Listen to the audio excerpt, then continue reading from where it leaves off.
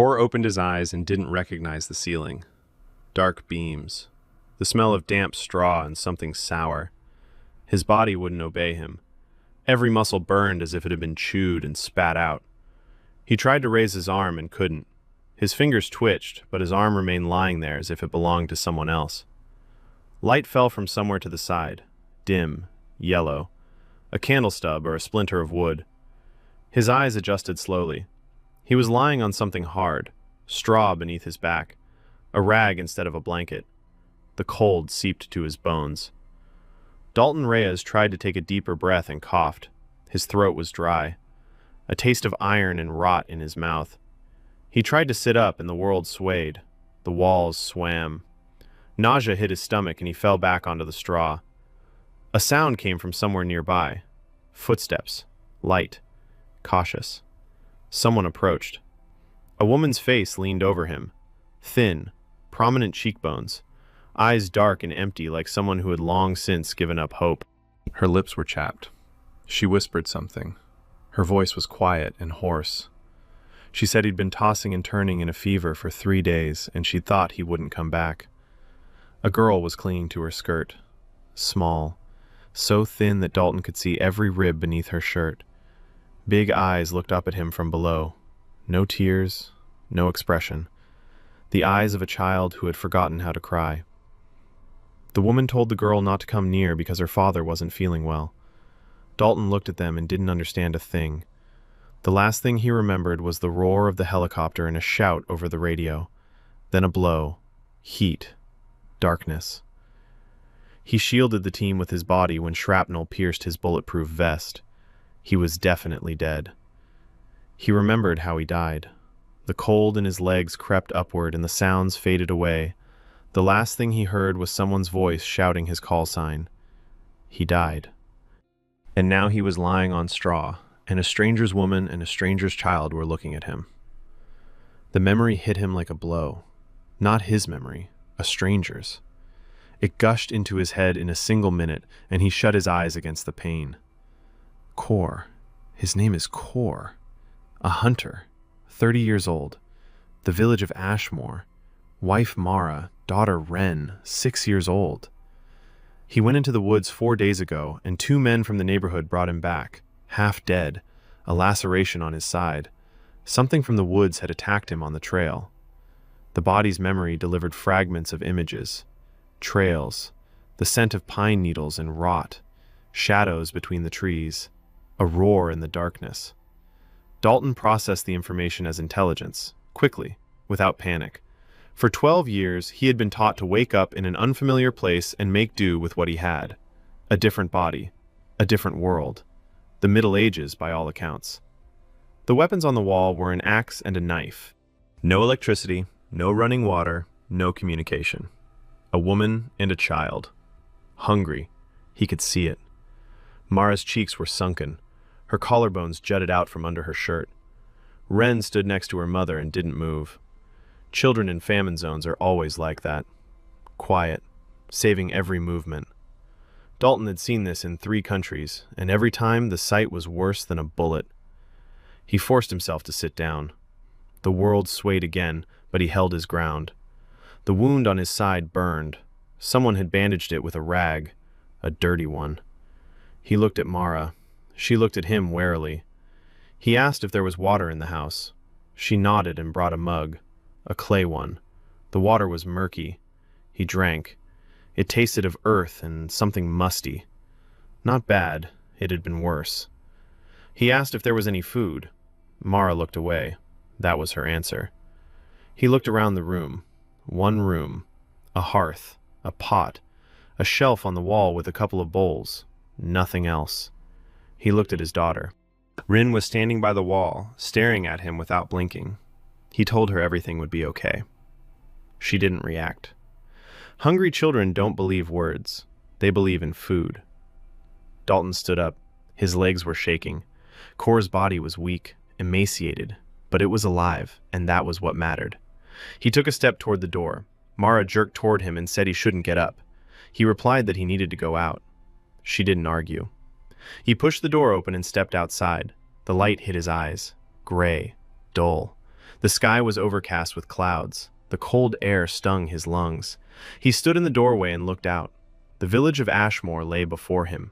A dozen or so houses, half of them leaning, a few burnt-out shells, a palisade of sharpened logs all around.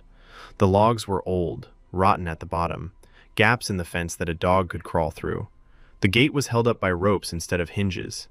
The operator inside began counting automatically. 80 souls, according to Kor's memory. At most, 20 men fit for battle.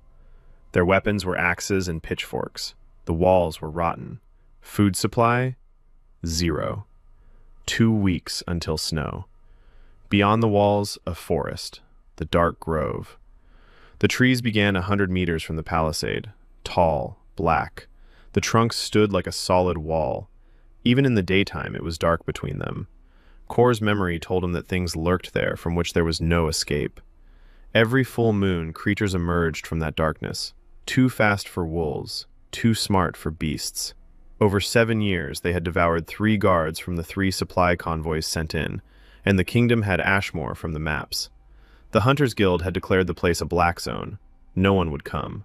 No one would help. Dalton stood in the doorway, breathing in the cold air. The wind carried the scent of the forest, pine needles, wet earth, else. Something animalistic. The operator inside him was assessing the situation. Enemy unknown. Territory unexplored. Resources 0. Allies 0. Mission survival. Targets to protect 2. A woman and a child. Time limit 2 weeks until the snow. He turned around. Through the doorway, he saw Mara. She was standing by the hearth, holding something in her hands. He looked closer. A leather belt. She was going to boil it. He'd seen this before. In besieged cities, people boiled leather when food ran out. That meant things were really bad. Ren sat on the floor by the wall, quiet as a mouse. Dalton Reyes had lived through 12 years of war. He had slept in the filth of 3 continents. He had killed people for his country's money, lost friends, and woken up in a sweat from his dreams. He had died covering for his men. And now he stood in the doorway of a stranger's house in a strange world, watching a woman boiling a belt and a girl who hadn't eaten meat in a month. He wasn't afraid. He was clear. In 2 days, that girl would have hot meat. It wasn't a promise. It was an order to himself. He stepped back into the house, closed the door, walked over to the wall where the axe hung and took it down. Checked the blade with his finger. Dull. He looked at the knife next to it, rusty, but the steel was still alive. He sat down by the hearth and began sharpening the knife on a stone from the masonry. Mara was watching him. He could feel her gaze. She wanted to say something, but remained silent. Ren crawled closer and sat down beside him. She didn't snuggle up. She just sat there, like a little animal that approaches the fire but doesn't trust it yet. Kor sharpened the on, rhythmically, monotonously, familiar movements. His body remembered how to do it. Kor's hands did the work while Dalton's mind made a plan. First, weapons. A knife and an axe are the bare minimum. He needs a stake, a sharp one, a long one. Tomorrow. Second, a trap. A noose made of rope on an animal trail. Kor's memory knew where the trails were. Dalton knew how to set traps for live prey. Third, reconnaissance. Head into the woods, assess the threats, mark the territory. Fourth, food. Anything. Meat. By tomorrow evening, this house will smell of cooked meat, or he's no cook. He raised his head and looked at Mara. Told her he was going into the woods tomorrow. She turned pale, said they'd only just brought him back from there, half dead. He replied that this time, everything would be different. She didn't believe him. He could see it. She looked at him as if he were a sick man raving. Never mind. Tomorrow she'll believe him, when she sees the carcass on the sled. Kor lay back down on the straw. He closed his eyes. The wound on his side throbbed. His body was weak, but his mind was working. Dalton Reyes was drawing up a plan of action. The goal? Meat. Tools: a knife and a homemade trap. The operation zone: a forest trail 2 kilometers to the north. Kor's memory recalled this trail. Wild boars used to walk along it to the watering hole. Operation time: dawn. Risks: unknown wildlife and a weak body. Acceptable risk level: high. Reason for acceptance: the child hadn't eaten meat in a month. He lay there and listened as Mara tucked Ren in. Quiet footsteps. The rustle of fabric. The girl didn't make a sound. Children fall asleep quickly when they're hungry. The body conserves everything. Mara lay down next to him. She didn't snuggle up. She lay on the edge. The habit of a person who hasn't expected warmth from the one next to them in a long time. Kor's memory told him why. The local Kor had been drinking for the past year. A lot. Whatever he could get his hands on. Moonshine made from roots. Brew. He drank and sat by the wall and didn't go into the forest because he was afraid. Mara had grown accustomed to a husband who had given up. Dalton lay in the darkness and stared at the ceiling. A stranger's body. A stranger's wife. A stranger's child. A stranger's world. But the hunger is real. And the forest beyond the wall is real. And the girl who covers her bowl with her hand because she's afraid it will be taken away is real too. An operator doesn't need to love to protect. An operator needs an order. And he gave that order to himself. Kor got up before dawn. Darkness still hung outside the window. His body creaked. Every joint made itself known. The wound on his side had tightened, but it throbbed with a dull ache when he moved. He sat down on the straw and listened. Mara was breathing evenly. Ren lay next to her, curled up in a ball, a small, warm bundle under the rags. He stood up slowly, trying not to make a sound. He put on what he'd found by the door, a jacket made of coarse leather, patched, thin. Not for winter, but better than nothing. The boots were worn out but intact. He took the knife, sharpened yesterday. Now it cut. He tested the blade with his fingernail. Good. He left the axe behind. Heavy. Kor's body wouldn't be able to carry it on a long march with an axe. Not now. Instead, he took the rope. He'd found it last night on the nail by the door. Thin, worn, but strong. He coiled it up and tucked it into his belt. Then he pulled a pole out of the corner. Long, straight, leaning against the wall. He sat down by the threshold and began sharpening the end with the knife. Shavings fell onto the dirt floor. The stake was rough, but sharp. That would do. He wasn't going to fight. He was going to hunt. The difference is that a hunter doesn't meet his prey face to face. He waits. He prepares. He strikes when the prey is already dead, but doesn't know it yet. Dalton checked his gear. Knife, rope, stake, a canteen of water. Murky, but drinkable. That's it. The bare minimum. He'd gone with less on special ops before. He stepped outside. The air hit his face. Cold. Damp. It smelled of frozen earth and smoke. Someone in the village had already lit a fire. A thin column of smoke rose above one of the roofs. Kor walked toward the gate. The palisade loomed gray in the pre-dawn mist. The logs were wet with dew. No one was at the gate. No guard, no sentry. A village that doesn't post sentries is a village that has surrendered. He walked through the gate, rope loops instead of a lock. One pull and the gate was open. Any beast with a brain bigger than a walnut could get through. He remembered that. Later. Right now, he had another task. The forest began 100 paces. The field between the stockade and the trees was empty. Scorched grass, bare earth. No bushes, no cover. A good firing zone if there were anything to shoot with. He walked across the field and looked at the wall of trees ahead. Dark forest. The trees were tall. The trunks were thick. The canopies intertwined overhead and blocked out the light. Even now, at dawn, a thick shadow stood between the trunks. Kor's memory knew this forest. Trails, ravines, streams, watering holes. Places to avoid. Dalton superimposed his grid over this map. Approaches, vantage points, escape routes. Natural depressions where prey could be herded. Narrow passages where a trap would work best. He entered the forest. The scent changed immediately. Pine needles, moss, dampness, and something else. Sweetish, rotten, not carrion, something alive. The scent of a large beast, or what they consider a beast here. Kor walked along the trail, narrow, an animal trail. Trampled grass, hoofprints, boars. Kor's memory confirmed it. This trail led to a stream. The boars went to drink before dawn. If he made it in time, he could set a snare along the way. He moved quietly. He stepped on his toes, shifted his weight smoothly, avoided dry branches, controlled his breathing. Kor's body didn't know these movements, but his muscles obeyed. Dalton led the way. The body followed. 500 meters along the trail, then a turn. The trail narrowed between two fallen tree trunks. The perfect spot, a natural funnel. The beast would go between the trunks, because going around would be too far.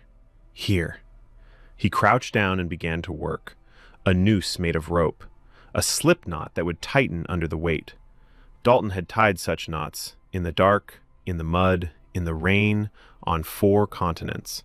Kor's fingers were rough and uncooperative, but the knot held. He tied one end to a fallen tree trunk. He camouflaged the noose with leaves and dirt. He checked the tension. Good. Next, a stake. He drove a sharpened pole into the ground at an angle next to the trap. If the animal lunges forward from the noose, it will hit it. If it lunges backward, the noose will tighten further. Primitive, but it works. Special forces don't turn their noses up at the primitive. The primitive is reliable. He moved 20 meters up the trail, found a spot behind a bush, lay down, pressed himself into the ground, knife in hand, and waited. Waiting is 90% of any operation. Dalton had waited in ambush for 16 hours without moving.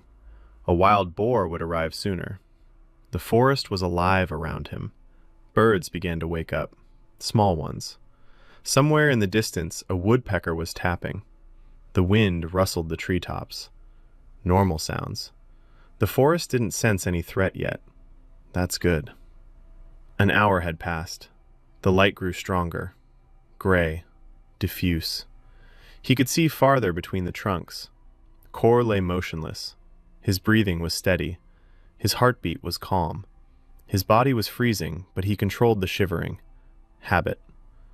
Then he heard it. A crunch. Heavy. Rhythmic. Hooves on the frozen ground. He didn't move. Only his eyes shifted toward the trail. A boar. Large. Dark fur. Fangs protruding from its lower jaw. 120 kilograms. Maybe more. It walked confidently along the trail. The master. Used to walking here every morning. Unafraid. The last thing those who weren't afraid ever saw was the ceiling of a field hospital tent. The boar passed 20 meters past Kor. He didn't notice. The wind was blowing from the animal toward him. The scent didn't give him away. The boar approached the narrow passage between the tree trunks. He stepped into the snare. His front leg went in perfectly.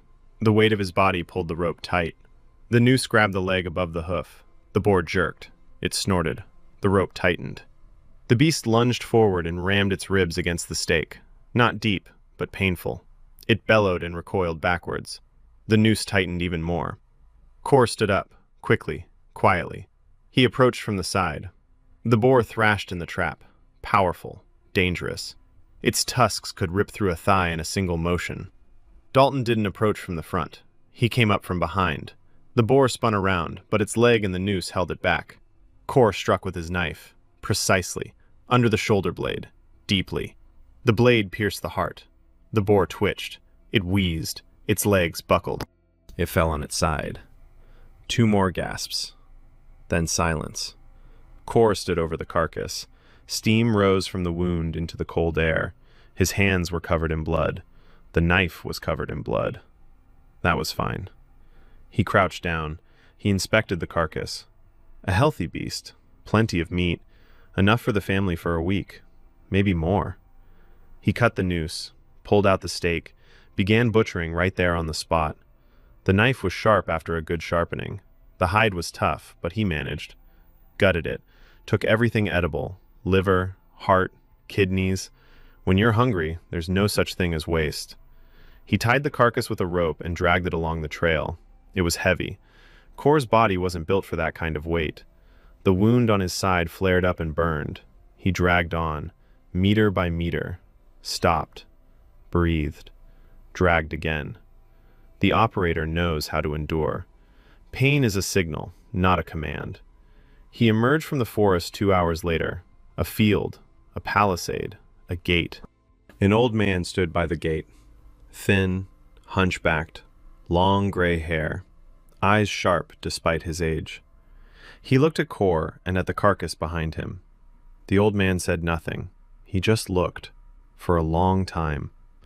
Then he stepped aside to let him through. Kor dragged the carcass through the gate, down the village street, past the houses. People came out onto their doorsteps. They watched, silently. A woman with 2 children clinging to her skirt, an old woman with an empty pot, a man with sunken cheeks. Everyone was looking at the meat. Kor dragged the carcass to his house, dropped it at the threshold, sat down on the ground, breathing. Sweat ran down his face despite the cold. The door opened. Mara came out. She saw the carcass. She froze. Her mouth opened, but no sound came out. She stood there looking at the dead boar on her doorstep and couldn't believe it. Kor told her to start a fire and put the pot on. She didn't move. He repeated himself. Then she nodded and went inside. He could hear her fiddling by the hearth. Her hands were shaking. He could hear the flint striking. Once, twice, 3 times. A spark flew. The fire caught. Kor butchered the carcass by the house. He carried the best cuts inside. Mara cut the meat. She tossed it into the pot of water. The water came to a boil. The smell spread through the house. The smell of cooking meat. Ren came out of the corner. She stood by the pot and watched. Her eyes were huge. Her nostrils flared. She didn't say a word. She just stood there and waited. Mara took out a bowl. She put the meat in it. She poured in the broth. She set it in front of Ren. The girl sat down on the floor. She picked up a piece of meat with her fingers. She put it in her mouth. She chewed slowly. With her other hand, she covered the bowl. She pressed it close to herself, so no one would take it away. Kor watched this, 6 years old. A 6-year-old child covers her food with her hand because she knows the food could run out at any moment. Mara stood by the wall and turned away. Her shoulders shook. She cried silently, so her daughter wouldn't see. Kor went out into the yard. He stood by the stockade. His hands were covered in boar's blood. His clothes were covered in blood. He stood and looked at the forest. The dark forest stood like a wall, silent, dark. He stood there for 10 minutes. He didn't move. Inside, it was quiet. No rage, no pity, no fear. Only clarity. He knows what to do. He knows how to do it. He will do this every day until this girl stops covering her bowl with her hand. Kor went back inside. He washed his hands in a bucket. He sat down by the hearth. He took a rope and began to weave a new noose. Ren had finished eating. The bowl was empty. The girl sat on the floor, full and warm. Her eyes were closing. She fell asleep right there, curled up on the floor by the hearth. Mara approached. She covered her with a rag. Then she sat down across from Kor. She looked at him. She had to. She asked how he'd done it. He replied that he'd set a trap. She said he'd never set traps before. He'd hunted with a spear. He'd gone head-on after the beast, and every time he'd come back empty-handed or wounded. Kor said nothing. Then he said that a fever changes a lot of things. She didn't believe him. He'd seen it, but she didn't argue. The meat in the pot was real. Meat doesn't lie. Kor had woven the trap, knot by knot. Tomorrow he would set 10 of them, on different trails, block all the approaches to the watering hole. In a week they would have enough meat to start smoking it. In a month they would have a stockpile. He told this to Mara, quietly, calmly, like at a briefing. 10 traps tomorrow, a smokehouse in a week, a stockpile in a month. She listened. Her eyes were shining. Not from tears, from something else. Kor didn't bother to figure out what. He was weaving a trap. For the next 5 days, Kor worked. He went into the woods before dawn and returned around noon. Every day, the same routine. Check the traps, remove the catch, set new ones. Move the ones that didn't work to other trails. By the 3rd day, he had 12 snares set on 6 different trails. 2 by the stream, 3 on the northern trail to the watering hole, 4 at the animal crossings between the ravines, 3 at the approaches to the berry thickets that hadn't frozen over yet. He didn't catch just anything. Wild boars were his main prey. Heavy, meaty, fatty before winter. He caught some hares, small, but meat is meat. Once a deer got caught in a snare, a young one, 70 kilograms, enough meat for 5 days for the family. Kor dragged it through the woods for an hour and a half. The wound on its side had split open. He bandaged it with a strip of fabric from his shirt and continued. At home, he butchered it. The bull in the yard. He hung the hides on a rope. He cut the meat and carried it inside. Mara cooked. Broth, boiled meat, liver, kidneys. Nothing went to waste. The bones went into the pot for stock. The hides were hung out to dry. Dalton remembered how to make pemmican, dried meat mixed with fat. It keeps for months. He explained it to Mara. She listened carefully. Her hands worked quickly. She was a countrywoman and knew how to work with her hands. She just needed to be shown. By the 5th day, meat was hanging in Kor's house, on ropes under the ceiling, strips of dried meat, pieces of smoked meat in a makeshift smokehouse that Kor had built out of stones and clay against the back wall of the house. Smoke rose from the alder branches. The smell was so strong that Ren sat by the smokehouse for hours, breathing it in. On the 6th day, Heder came to see Kor. The old man appeared at the doorway in the morning, quietly, without warning. He stood and watched as Kor sharpened a new stake. Then he sat down beside him, silently. He sat there for a minute, without saying a word. Kor kept working. He waited. Heder spoke first. He said he knew every hunter in Ashmore for the past 50 years. He said that Kor had gone into the woods a half-dead drunkard and returned a different man. Kor replied that the fever changes people. Heder looked at him long and hard and said that fever doesn't teach you how to set traps that no one in these parts has ever seen. Kor said nothing. Heder didn't press the issue. Instead, he said that in the village there were 2 lads with nothing to do but wait for death. Garrick and Tobin, 19 and 17, both fatherless. Their fathers had died in the forest 2 years ago. The boys were strong but dim-witted. No one had taught them anything. Heder said that if Kor really could do what he'd shown over the past week, the boys would be worth training. Kor thought it over. 2 fighters, young, untrained, but their bodies are healthy and fierce. The foundation for a squad. In the Special Forces, he trained recruits. He turned country boys into soldiers in 3 months. Here, the task is simpler. Not soldiers, hunters. Ambush tactics, traps, silence, patience. He told Hedar to have the boys come tomorrow at dawn. Hedar nodded and left as quietly as he had appeared. The next morning, Garrick and Tobin stood by Kor's house. Garrick was taller, broad-shouldered, dark hair, a sullen face, large hands, used to hard work. Tobin was younger, thinner, quick, shifty eyes, nervous. Both looked at Kor with suspicion.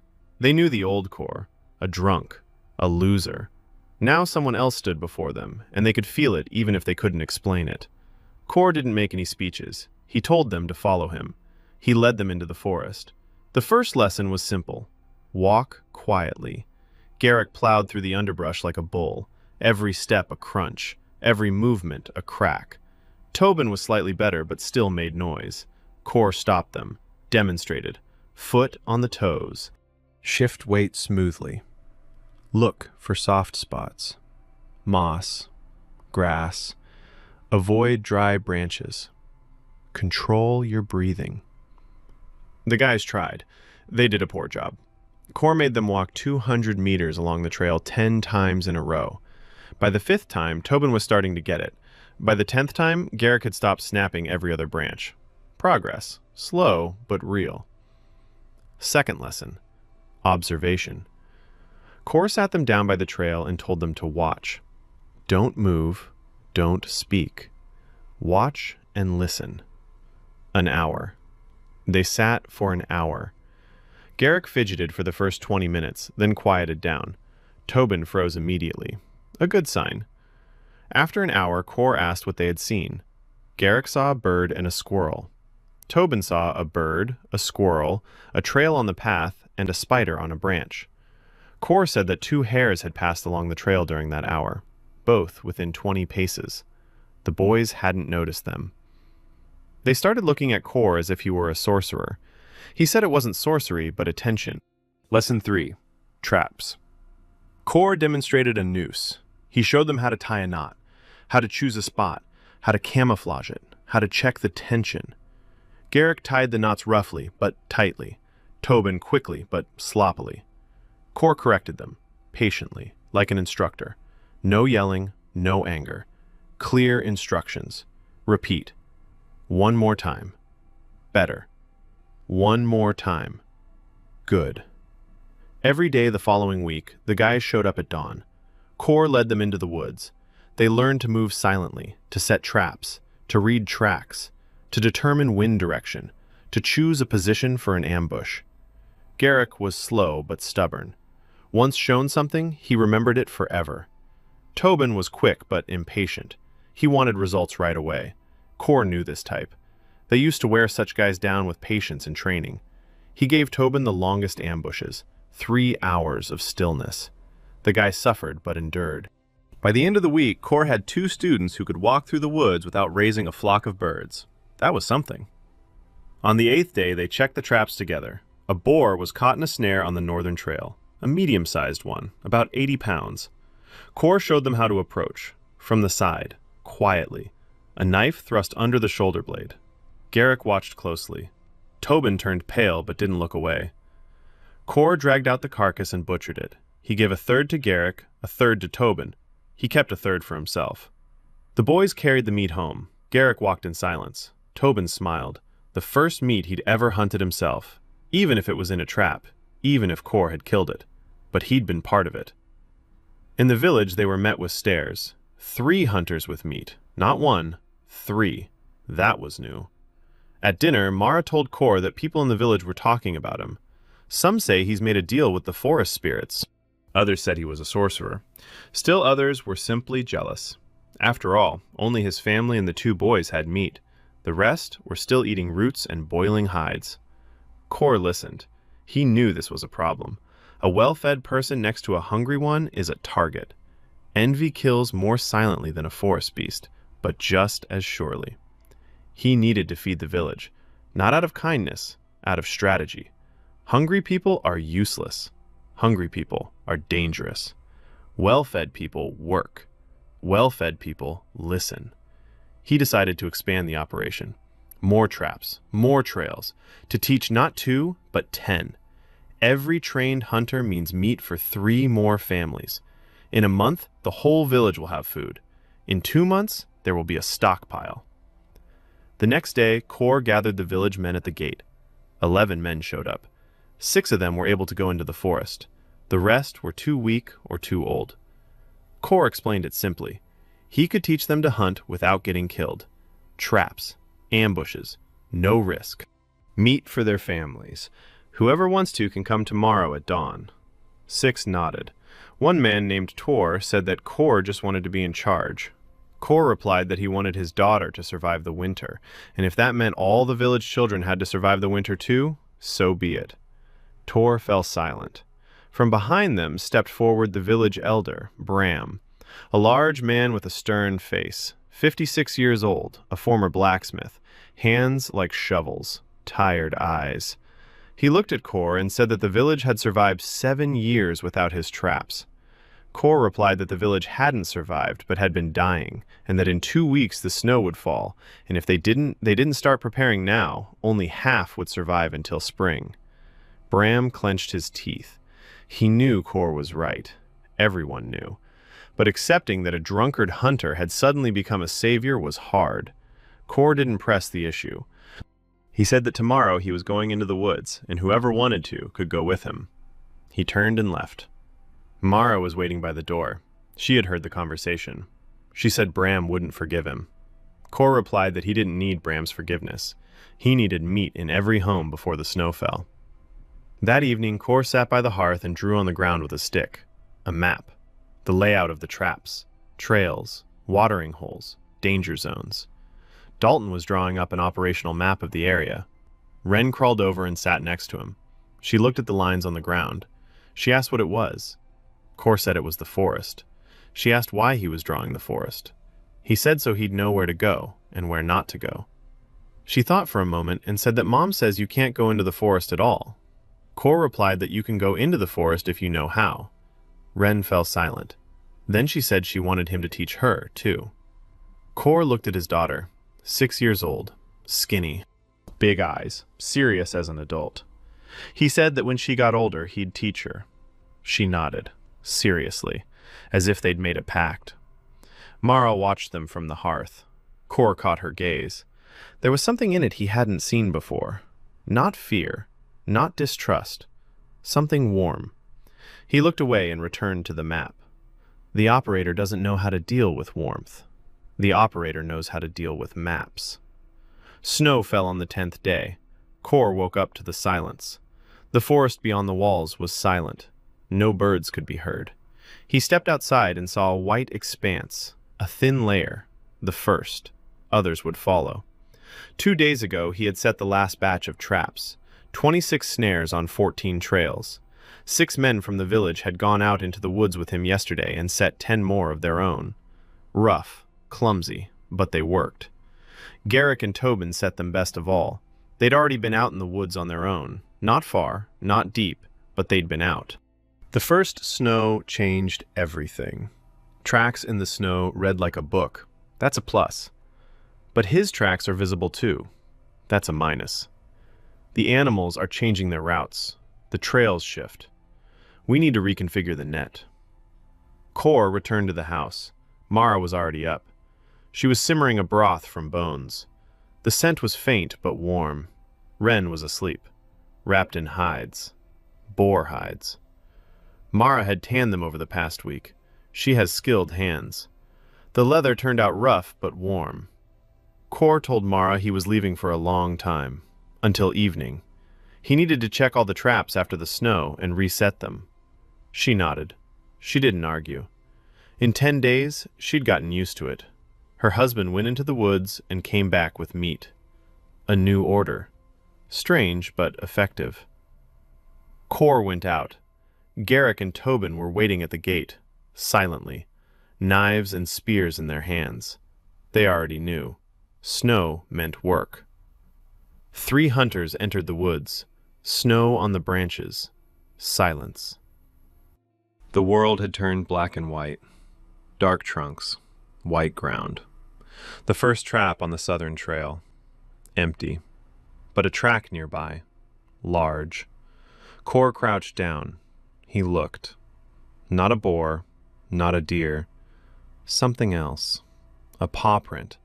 4 toes. Long claws. Pressed deep into the snow. A heavy beast. A memory flickered in Kor's mind. He knew that track. A night stalker. That's what they called them in the village. Creatures that came out on the full moon. But the full moon was still 8 days away, and the track was fresh. Kor looked at Garrick. He saw the track too. He turned pale.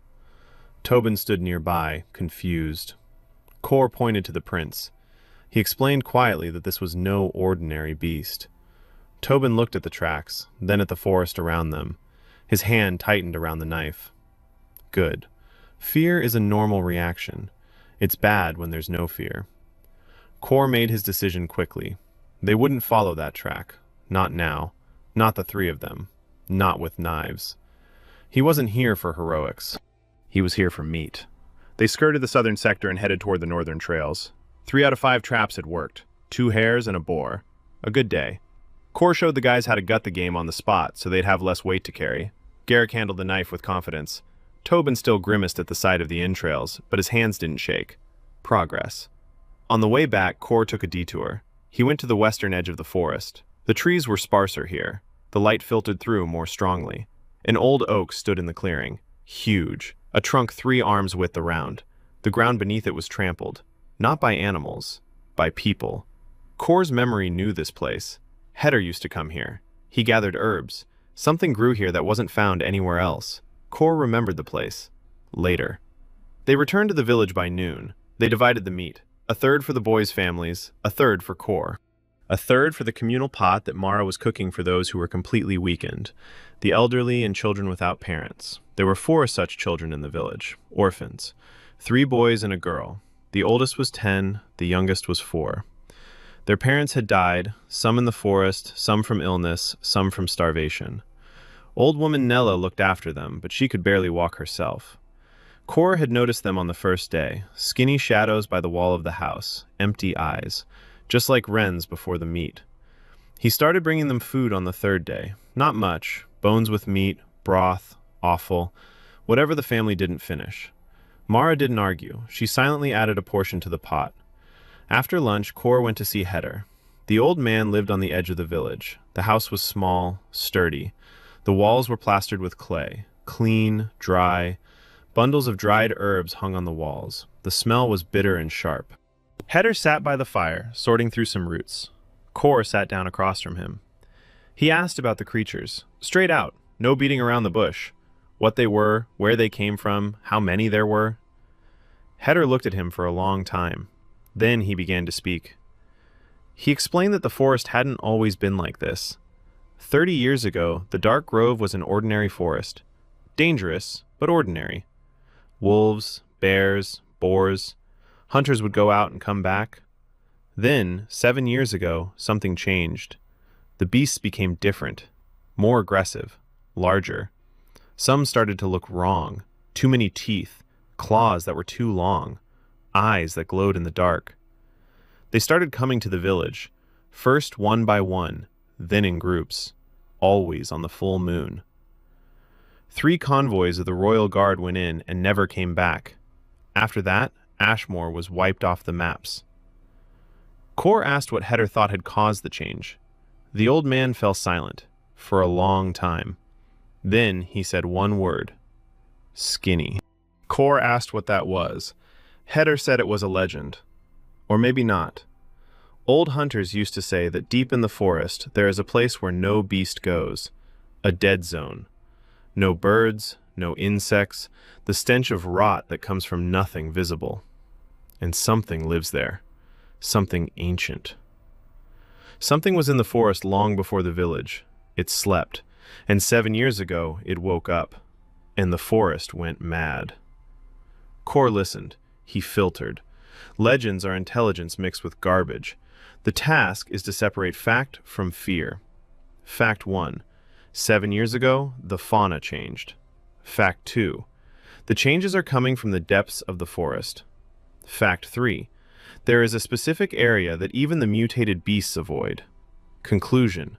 The source of the problem is localized. It's not a curse on the entire forest. It's something specific in a specific place. And the specific can be found. And what is found can be killed. Not now. Later. First, winter. First, food. First, defense. Kor thanked Heder and left. On his way home, he stopped at the palisade. He examined it. Rotten logs at the bottom. Gaps. Warped sections. This isn't a wall. It's an illusion of a wall. Any creature bigger than a dog will get through. He began to calculate. The village perimeter is about 400 meters. The palisade runs the entire length, but a third of it is in a state of disrepair. It needs to be reinforced. A moat is needed, at least a shallow one, a meter and a half. That would be enough to slow the creature down as it approaches. Signal traps are needed, tripwires with a noise element, cans with stones on a rope. Primitive, but it works. The creature snags the rope, the cans clatter, the village wakes up. Time to prepare. He stood by the wall and saw everything that needed to be done. A defensive plan unfolded in his mind. echeloned, 3 lines. The first, the ditch and the signal tripwires. The second, the palisade, reinforced and patched up. The third, riflemen's positions behind the stockade. Archers. There are bows in the village, bad ones, but there are some. Garrick used to shoot a bow. Kor's memory recalled that Garrick used to hunt with his father as a child. His father taught him to shoot. That's the foundation. You can build on it. Kor came home. Mara was feeding Ren. The girl ate slowly, but she no longer covered the bowl with her hand. Progress. Small. Huge. Kor sat down by the hearth. He took out a piece of charcoal and began drawing on a piece of leather. A map of the village. The perimeter. Positions. Mara asked what it was. He said it was a defense plan. She asked against whom. He said against whatever comes out of the forest in 8 days on the full moon. Mara froze. Full moon. Every resident of Ashmore knew what that word meant. Every full moon, someone died. Every full moon, the village locked itself in its homes and prayed. And every full moon, the prayers didn't help. Kor said that this time would be different. Mara looked at him. She wanted to believe. She couldn't. 7 years of fear aren't erased by 10 days of meat. Kor understood that. He wasn't asking for faith. He was asking for 8 days. The next morning, he gathered Garrick and Tobin and 6 men who were learning to hunt. 8 men. Kor explained the situation. The full moon was in a week. The creatures will come. It's been that way for 7 years. It'll be the same this time. The difference is that this time, the village will be ready. He outlined the plan. A moat, tripwires, reinforcing the walls, positions. The men listened, eyes wide. They were used to hiding, not fighting. Kor said that hiding doesn't work anymore. Every full moon, people, so hiding doesn't protect them. He proposes another way. Prepare the terrain. Slow the creatures down. Meet them not in houses behind flimsy doors, but on the walls behind a moat and traps. Garrick was the first to nod. Then Tobin. Then the rest. Not everyone with conviction, but they all nodded. Work began that very day. Everyone dug the moat. Men, women, teenagers. The frozen ground was hard to break. Pickaxes and shovels dulled quickly. Kor showed them how to use wedges, how to loosen the soil, how to throw the dirt toward the village to build a rampart. Garrick worked for 2, silently, stubbornly. Tobin darted between the groups and helped where he could. The moat grew slowly. On the first day, they dug 30 meters. Not deep, knee-deep, not much. But it was a start. At the same time, Kor was setting up tripwires. A rope stretched between stakes 20 meters from the ditch. On the rope, every 3 meters, bundles of dry branches and stones wrapped in rags. The creature touches the rope. The branches crack. The stones clatter. A signal. Bram arrived on the second day of work. He stood and looked at the ditch, at the people digging the frozen earth, at Kor, the commander. His face was stony. He walked up to Kor and said that he was leading the village to its doom, that the creatures would sense the trench and come back angrier, that you shouldn't anger the forest. Kor looked at him and asked how many people had died over the course of 7 full moons. Bram didn't answer. Kor said 23. Kor's memory held every name. 23 people in 7 years. Men, women, and children. He asked Bram if the strategy of hiding and praying had worked. Bram was silent. Kor said that if Bram didn't want to dig, he didn't have to. But he shouldn't get in the way of those who want to live. Bram left. Heavy, angry, but silent. That evening, Kor sat at home. Ren was asleep. Mara was mending clothes. Silence. The fire crackled. Kor looked at his hands. Calloused, scraped, dirty. Kor's hands. A body he hadn't chosen. A life he didn't ask for. A family that wasn't his. Or maybe it was already his. He didn't know. Dalton Reyes died protecting strangers on orders from strangers. Kor lives protecting his own people by his own choice. The difference is enormous. Mara looked up from her sewing. She looked at him. She said he had changed. Kor asked in what way. She said that before he used to sit in the evenings and drink and be silent and not look her in the eye. And now he sits and thinks and makes plans and looks as if he sees something others cannot see. Kor said it was the fever. Mara shook her head. She said it wasn't the fever. Something had happened to him during those 3 days when he was tossing and turning in a delirium. Something had gone, and something had come. Kor said nothing. She was right. The broken drunk had gone. The operator had come. But it was impossible to explain.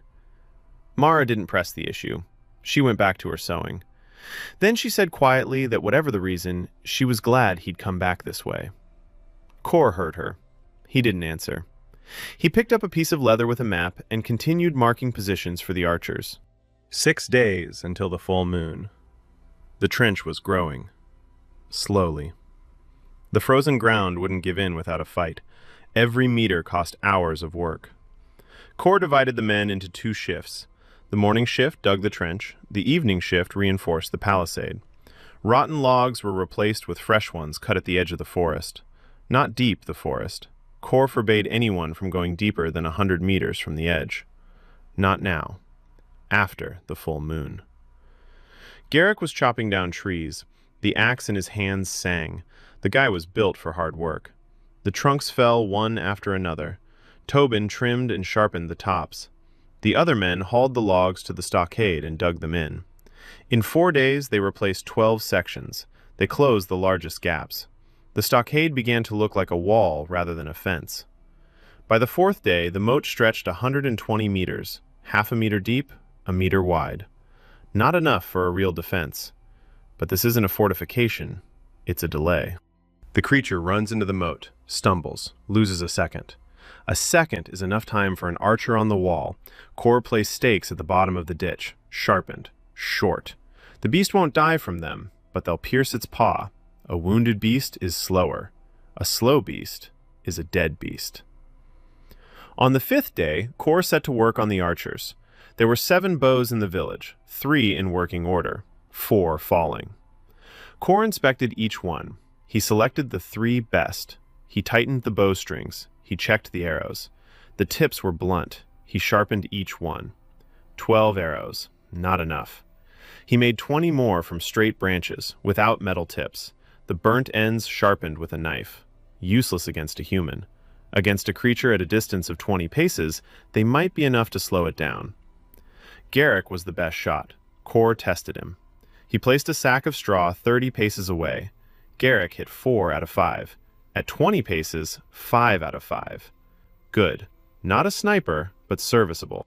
Tobin hit 3 out of 5 at 20 paces. Passable. 2 other guys shot. One was passable. The other was hopeless. 4 arrows. 12 standard arrows. 20 homemade ones. A defensive line at 400 meters. The operator in Kor's head did the math, and he didn't like the result. Tight. Very tight. But there was no choice. On the 6th day, Kor went into the forest alone. No guys, no hunters. Early. Still dark. He was following the tracks of the creature he'd seen 4 days ago. The tracks were old. Snow had covered them. But Kor found others, fresh ones. The same paw. 4 toes, long claws. The creature had walked along the southern trail. His trail. Checking the traps. Not getting caught in them. Bypassing them. Kor crouched by the tracks and thought. A beast that bypasses traps is a smart beast. Beasts don't bypass traps. They either fall into them or they don't. To bypass means to see, to understand. This isn't a beast. It's a predator with intelligence. Heder said the creatures were too smart to be beasts. Here's the proof. Kor followed the trail, carefully, quietly. The wind in his face. Good. The scent won't give him away. The trail led southeast, deeper into the forest. After half a kilometer, the path ended. Beyond that, windfall, fallen trunks, thick underbrush, dark. The scent grew stronger, animal, heavy, musk and something sour. Kor stopped. He listened. Silence. Complete. No birds, no rustling, no wind in the branches. Dead silence. A bad sign. When the forest falls silent, it means there's something nearby that the forest is hiding from. Kor didn't go any further. Not because because reconnaissance without preparation is suicide. He turned around and headed back. Quickly. Quietly. But quickly. Something cracked behind him. He didn't turn around. He didn't run. He walked at a steady pace, controlling his breathing. He listened. Another crack. Closer. Something was following him. Kor didn't speed up.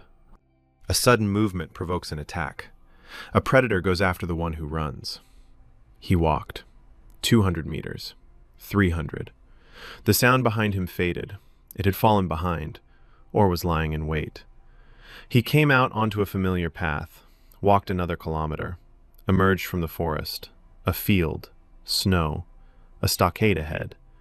He turned around. A wall of trees. Dark. Silent. Nothing between the trunks. But Kor knew there was something there. Something was watching him and had decided not to attack. That's worse than an attack.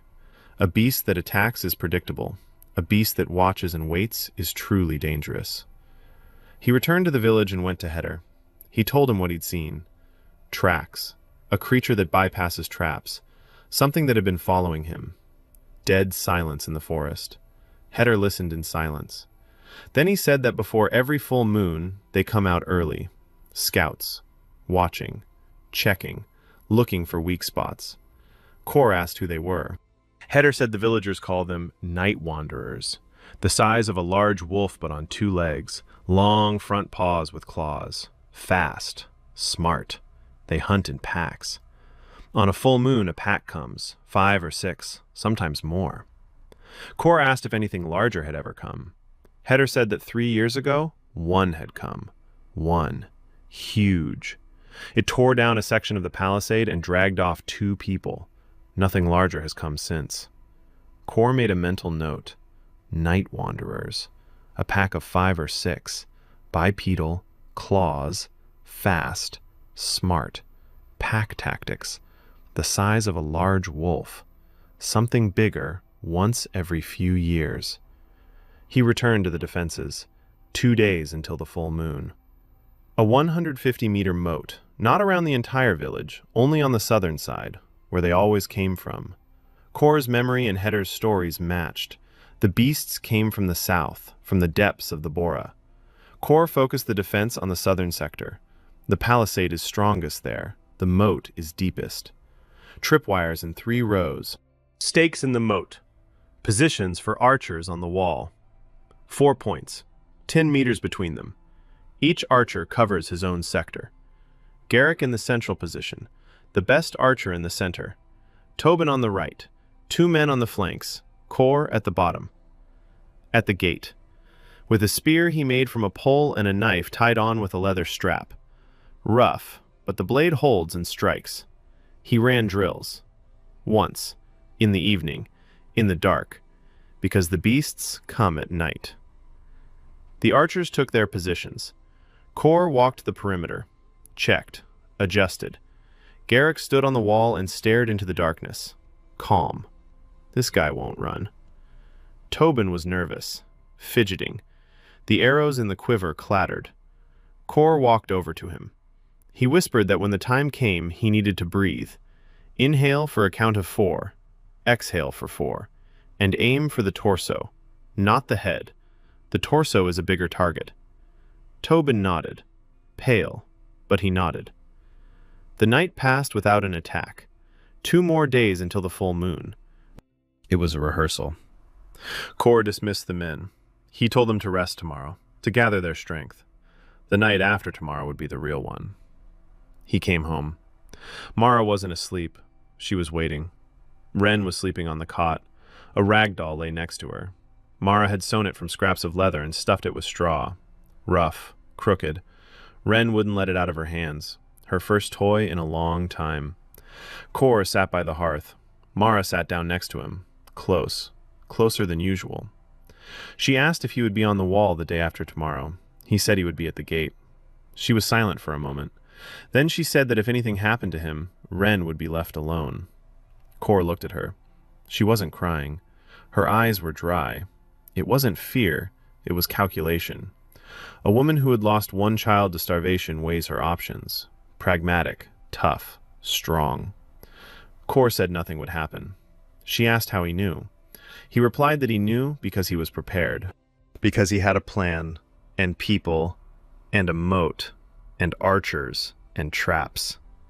And because he wasn't going to die until Ren grew up and learned to defend herself. Mara looked at him.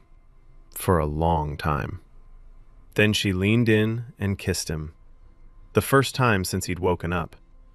His lips were dry, chapped, warm. A brief kiss. She pulled away and walked over to the cot. She lay down next to Ren. Kor was sitting by the hearth, fingers to his lips. Dalton Reyes, 34 years old, 12 years of war, 4 continents. He died and was resurrected in a stranger's body. He kills boars and digs trenches and teaches boys to shoot with crooked bows. He has a wife who just kissed him and a daughter who sleeps hugging a rag doll. And the night after tomorrow, monsters will come to his house. He picked up his spear, checked the knife's attachment, twirled it in his hands. The balance is off, heavy at the tip, but it cuts. He sharpened the blade with a stone, rhythmically, monotonously, preparing for the operation. In 2 days, he would find out if everything he had built was worth anything at all. Kor spent the day before the full moon checking everything. He walked the entire perimeter, every meter of the moat, every tripwire, every stake, every section of the palisade. He adjusted them, tightened them, replaced any slackened rope.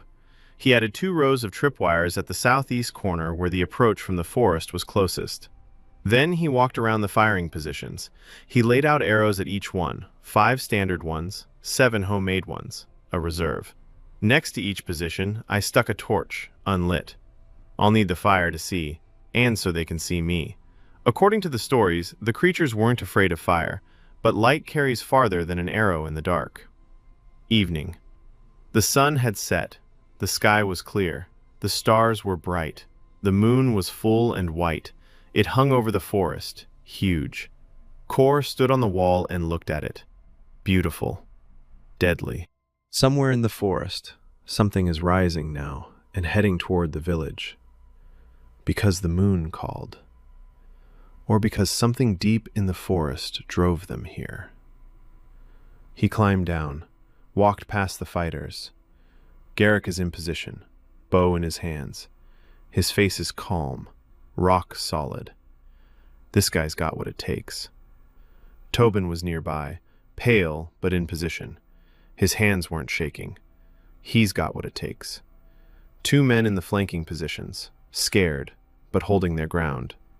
4 torches burned on the wall. The light fell on the snow in front of the moat. Visibility 30 meters. Beyond that, darkness.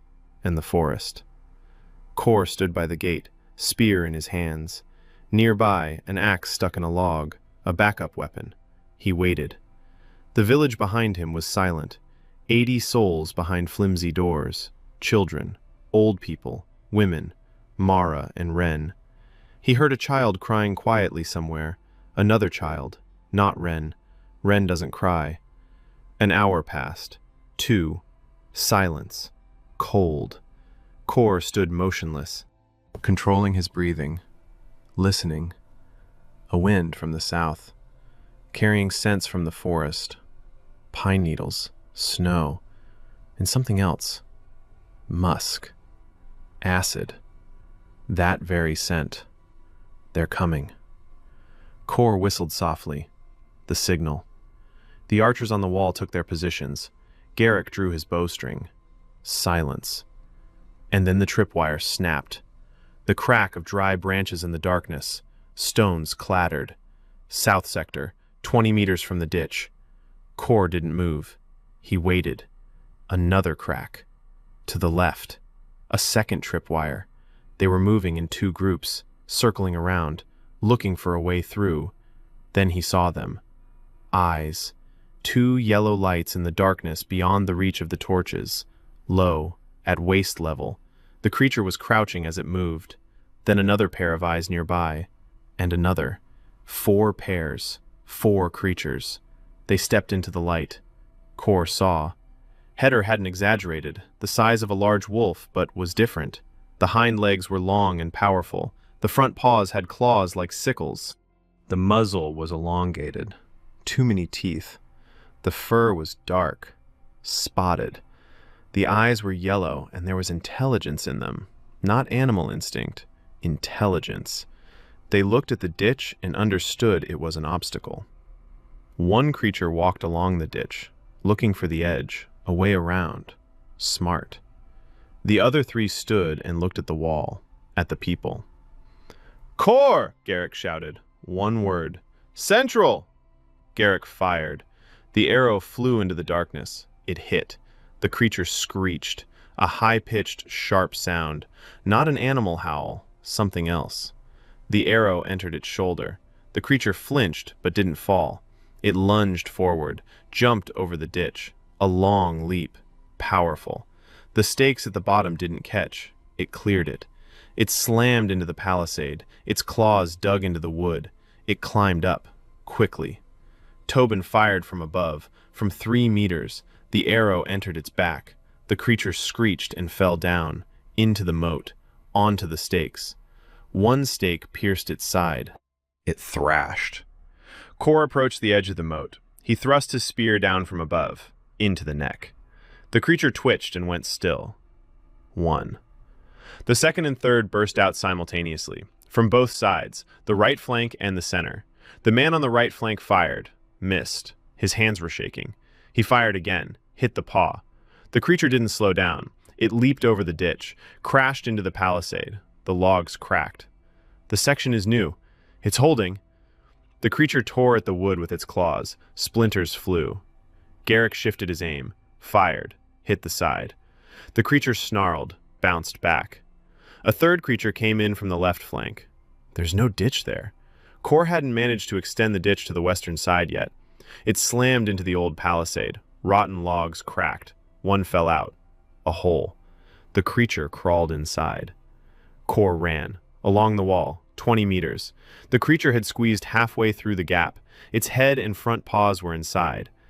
The hind ones were outside. Core struck with his spear. In the face. The tip pierced its eye. The creature roared. It jerked back. It slashed the shaft with a claw. The spear broke. Core snatched the axe from his belt. The creature lunged forward. He struck. In the skull. The blade went deep. The creature collapsed into the gaps in the palisade. Stuck. Not moving. 2. He turned. The second creature by the central wall retreated. 3 arrows in its body. Garrick had shot accurately. It was backing toward the forest. It was limping. Core shouted not to pursue it. A wounded creature in the dark is a trap. The 4th one. The one that had been circling the moat. Core scanned the area with his eyes. He didn't see it. Silence. Then a scream. To the right. From the east side. A woman's scream from the house. The creature had circled the entire village. It had found a gap in the eastern palisade. Core ran. Down the village street.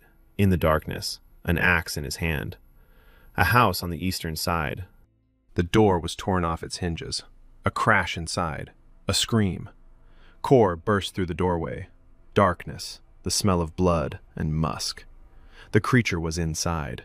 It darted into a corner, yellow eyes, glowing. Core didn't think. His body acted on its own. He threw the axe. Not at the creature, at the wall nearby. A crash. The creature flinched at the sound. Instinct. Distracted for a split second. Core leaped forward, grabbed a stool from the floor, slammed it into the creature's face. The wood splintered. The creature looked its head, stunned. Kor picked up the axe and struck, twice, the neck. The creature fell, twitched, went still. 3. A woman was sitting in the corner of the house. She was holding 2 children close to her, blood on her arm, a scratch, not deep. Kor told her not to move. He went outside. He circled the perimeter. The 4th creature was dead. The 2nd had fled into the woods, wounded. The 1st and 3rd were dead where they fell. 3 out of 4. The wounded one might return. Or it might not. Kor posted Garrick and Tobin on the wall until dawn, to take turns. The rest could rest. The wounded one didn't return. Dawn came gray and quiet. The snow in the field in front of the village was trampled. Claw marks. Blood. Dark. Almost black. 3 corpses of the creatures lay by the walls. The villagers came out of their houses. They watched, silently. For 7 years, every full moon, someone had died. That night, no one died. The scratch on the woman's arm didn't count. Kor stood by the creature's corpse in the ditch. He looked at it in the light of day. An ugly creature. Muscles beneath the skin like steel cables. Claws a finger's length long.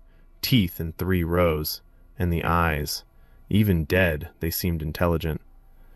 Garrick approached, stood nearby, said nothing. Then said it was his first fight. Kor said he'd shot well. Garrick nodded. His hands were shaking. Now, after the fight, not during it. Kor knew that feeling. The adrenaline had worn off. The body catches up. He told Garrick to go to sleep. The guy left. Tobin was sitting on the wall, staring at the forest, his eyes red from a sleepless night. Kor walked over. Tobin said that when the creature climbed the wall, he thought he was going to die. Kor replied that it was normal. Everyone thinks that the first time. The important thing was that he didn't run away or drop his bow. Tobin asked if it would get easier. Kor said no, but it would become more familiar. Tobin nodded and went to sleep. Kor remained alone on the wall. He looked at the forest. The dark forest stood like a wall, as always, but today something had changed. Not the forest, the village. For the first time in 7 years, Ashmore had survived a full moon without losses. For the first time, they hadn't hidden but had faced it. For the first time, they had fought. Kor turned and looked at the village. People stood by their houses and looked at the corpses of the creatures. There was something new in their eyes. Not joy, not relief, surprise. They couldn't believe it was possible. That it was possible not to die every full moon. That it was possible to fight and win. Bram stood in the doorway of his house. He watched. His face was unreadable. Kor didn't approach him. The result spoke louder than words. He climbed down from the wall and went home. Mara was standing in the doorway. Ren was peeking out from behind her leg. Her eyes were huge. She had heard the creature's screams that night. Kor walked over. He crouched down in front of his daughter. He looked into her eyes. He told her it was all over, that she didn't have to be afraid. Ren reached out and touched his face. The creature's blood on his cheek. Dark. Dried. The girl didn't pull her hand away. She touched it and then withdrew it. Then she said she wanted something to eat. Kor picked her up in his arms. Light. Too light for a 6-year-old, but warm. Alive. He carried her into the house. The morning after the full moon, Ashmore was met with silence. Not the dead silence that comes from fear, a different kind. The silence of relief. People walked through the village and looked at the creatures' corpses by the walls. They touched the claws. They felt the carcasses. Carefully, as if the dead creature might come to life and bite. The children stood aside and stared. Kor didn't let the people linger. He gathered the men at the gate and said the work wasn't done. The trench needed to be dug further. The eastern side was open. The creature had passed right there. If there had been 8 instead of 4, the village not have held out. The people listened. Last night they'd seen Kor fight. How he killed the creatures everyone had considered invincible for 7 years. Now they listened differently. Not as a drunk hunter, as a commander. 6 men went out to dig the trench that very day. No arguments, no persuasion. Bram didn't go out, but he didn't get in the way either. He stood by his house and watched the men work. His face was heavy. He had lost his battle with reality and knew it. Kor set to work on the creatures' carcasses. The meat was inedible. It reeked of musk and rot. But the hide was tough, thick. The claws were sharp, the teeth harder than steel. Kor skinned them, 3 of them. He laid them out to dry. He pulled out the claws and set them aside. The claws could be made into arrowheads, better than charred wood, better than the dull iron found in the village. The teeth came in handy too. A knife made from the creature's tooth would cut better than half of what's in Ashmore. Dalton had spent his whole life working with what he had. Trophied weapons are the best weapons because they're free. Garrick arrived around noon. He'd slept well. His eyes were clear.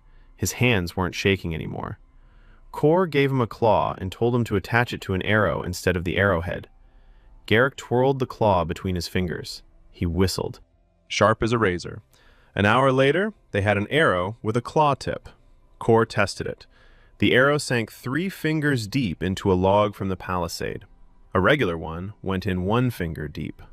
The difference between a scratch and a wound. Tobin brought news. 2 men who had previously refused to learn how to hunt came and asked when the next lesson was. Kor said, tomorrow at dawn. The village was changing. Slowly. But it was changing. Fear began to give way to something else. Not bravery, far from bravery, but readiness. Readiness to try not to die. For the next 2 weeks, Kor worked non-stop. The moat closed around the village on the 20th day. A full perimeter, 400 meters. Shallow, waist-deep at the deepest point. Around the rest. Stakes driven into the bottom every meter. Tripwires in 2 rows in front of the moat all the way around. The palisade patched up. Old sections replaced. The gate is new. The hinges are wooden, but sturdy.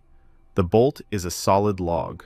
There are now 8 firing positions, 4 on the south wall, 2 each on the east and west. The north side is covered by a ravine, a natural barrier. Kor left a minimal presence there. There are now 12 hunters. The 6 new ones learned faster than Kor expected. Hunger and fear are excellent motivators. 2 of the new recruits turned out to be decent marksmen. Not Garrick, but passable. Kor divided the men into groups of 3 hunting parties. Each worked its own sector of the forest, checked the traps, set new ones, brought back the catch. The meat went into the communal pot. Kor insisted, no private stashes while the village was starving. Everything into the communal pot, divided equally.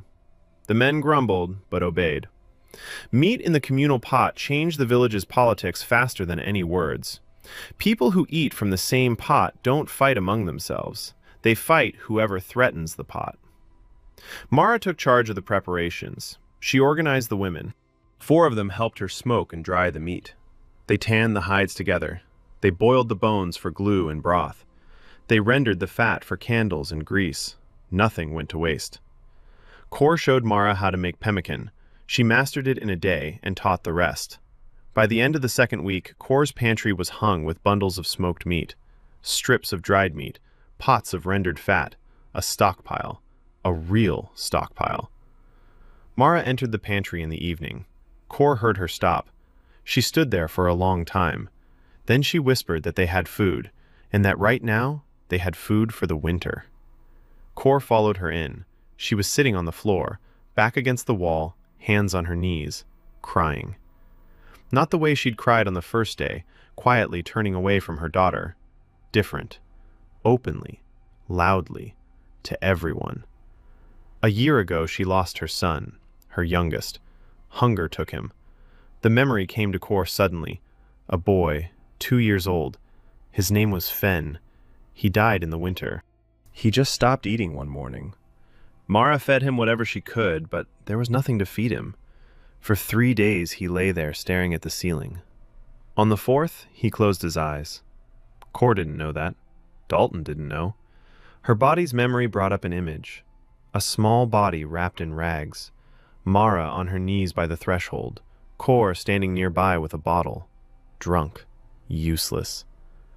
Dalton stood in the pantry and watched the woman crying on the floor because she was seeing food for the first time in a year.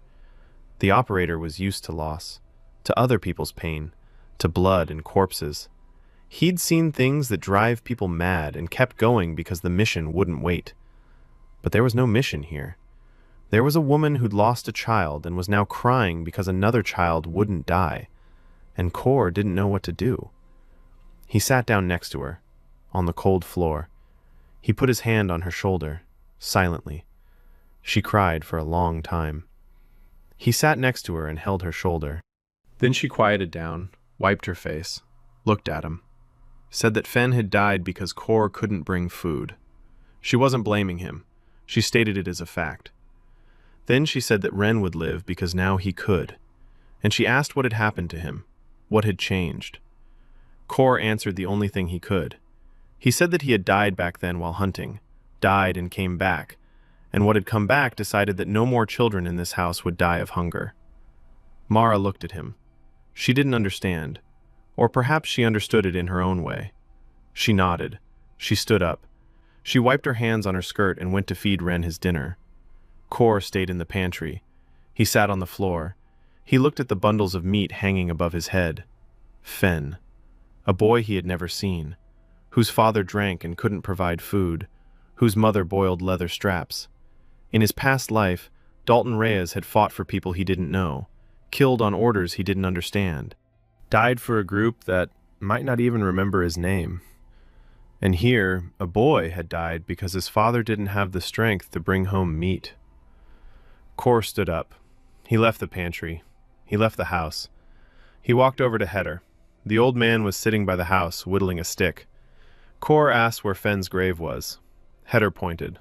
Beyond the village. The northern slope beyond the ravine. A small mound. A stone on top.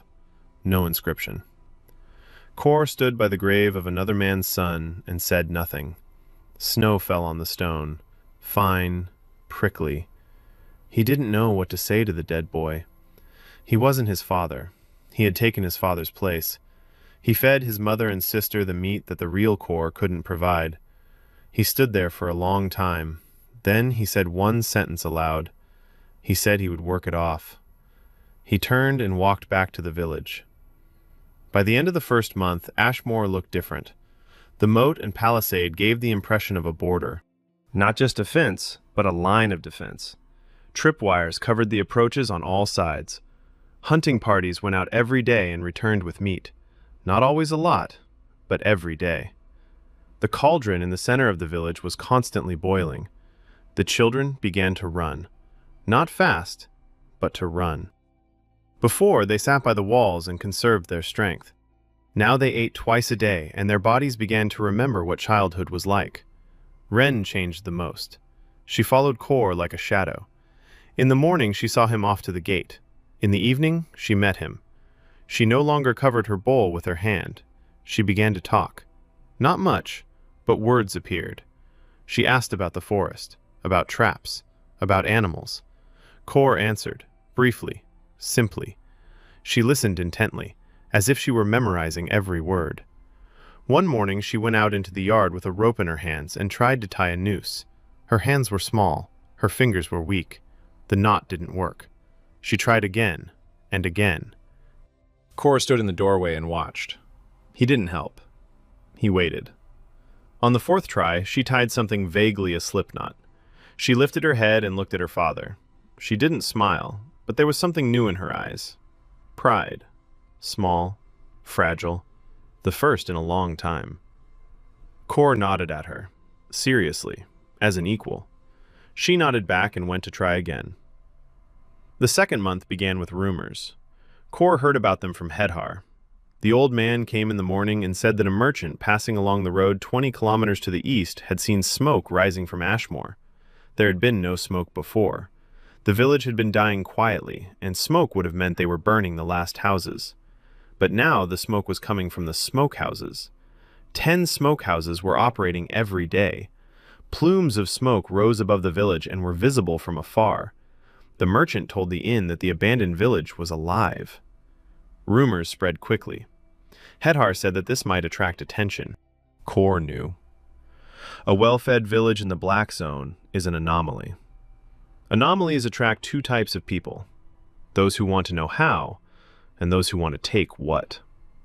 The first might be useful, the second are dangerous. He doubled the patrols. Garrick and Tobin took turns on watch at the southern wall at night. During the day, 2 new hunters stood at the gate, not for the beasts, for people.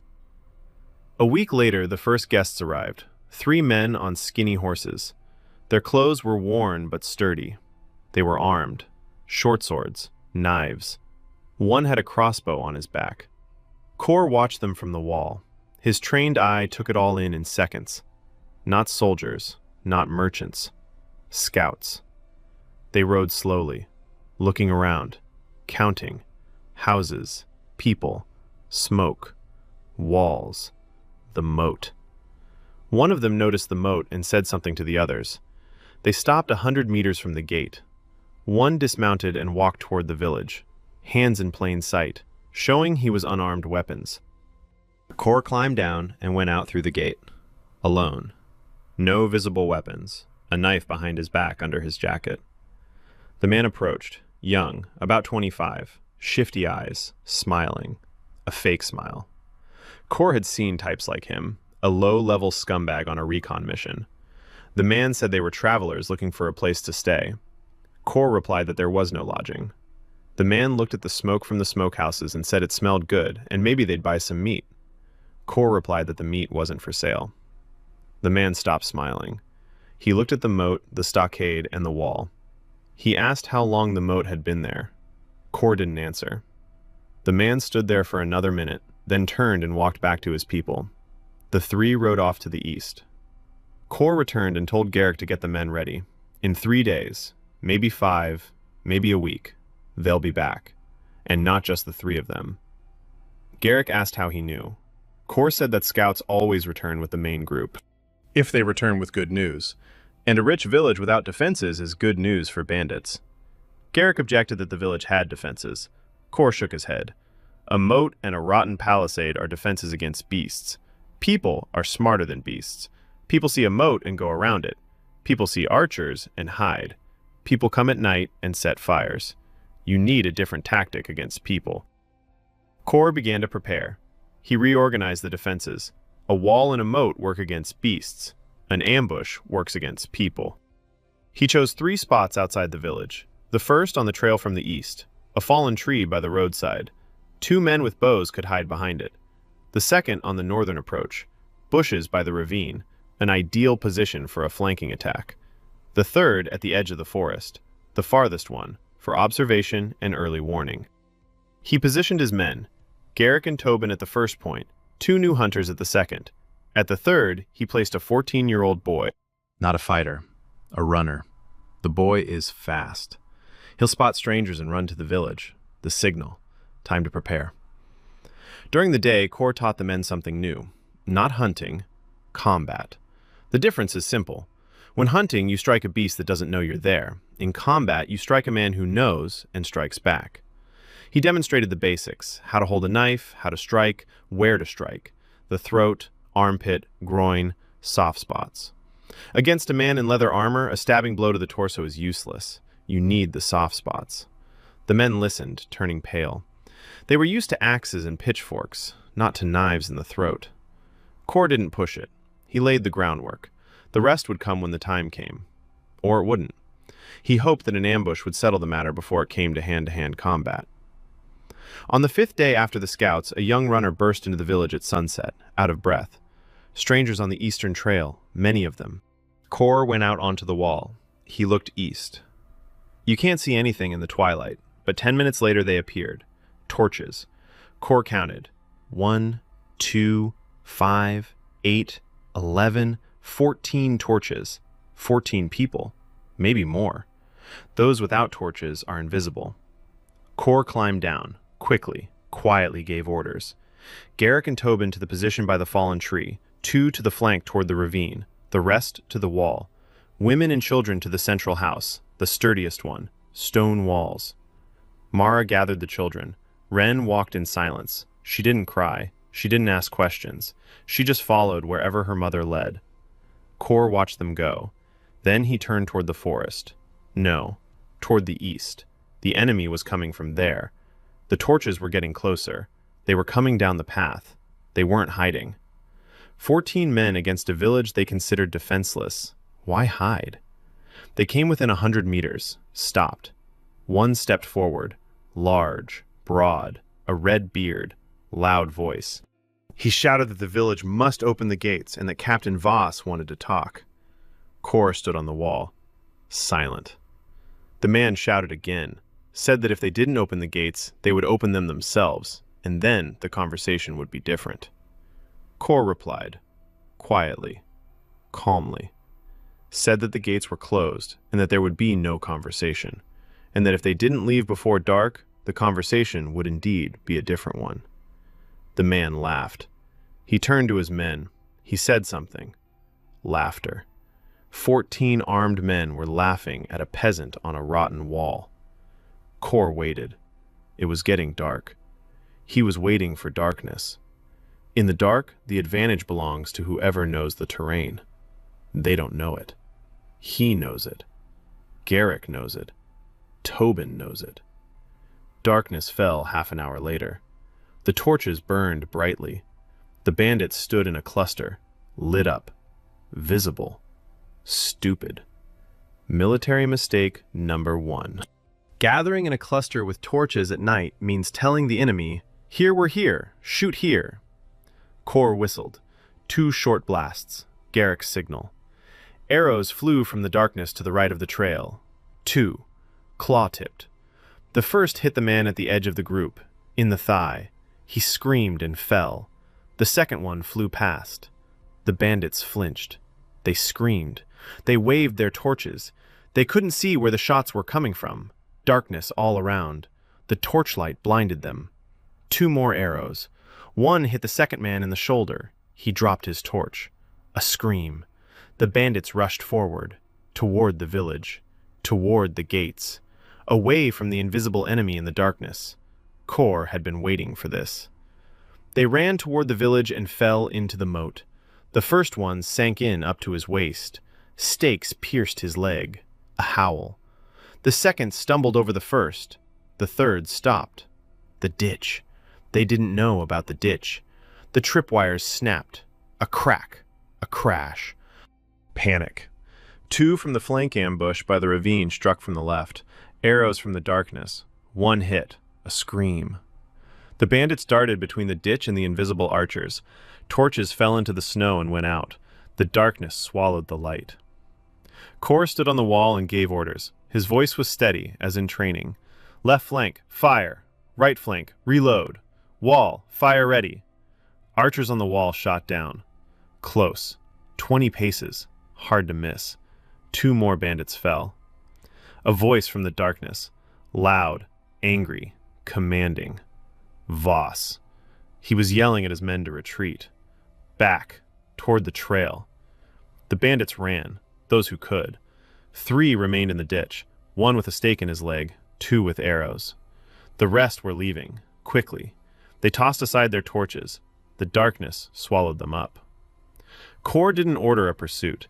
A nighttime chase after armed men in unfamiliar terrain is suicide. He let them go. Garrick and Tobin returned to the village half an hour later, both unharmed. Garrick was carrying a captured crossbow. He'd taken it from the wounded man who dropped it while fleeing. Tobin carried 2 swords. Kor examined the spoils. The crossbow was good, well maintained. The mechanism worked, 10 bolts in the quiver. That threw off the balance. The crossbow has a range of 100 meters, more accurate than a bow, more powerful. With a clawed tip, it would pierce leather armor. The swords were short, army issue, stolen or taken from corpses, but the steel was good. Kor distributed the weapons, the crossbow to Garrick. The guy would get the hang of it. The swords to the 2 best of the new hunters. The 3 wounded bandits in the ditch were pulled out this morning. 1 died during the night from blood loss. A stake pierced an artery. 2 are alive, arrows lodged in their flesh, not fatal.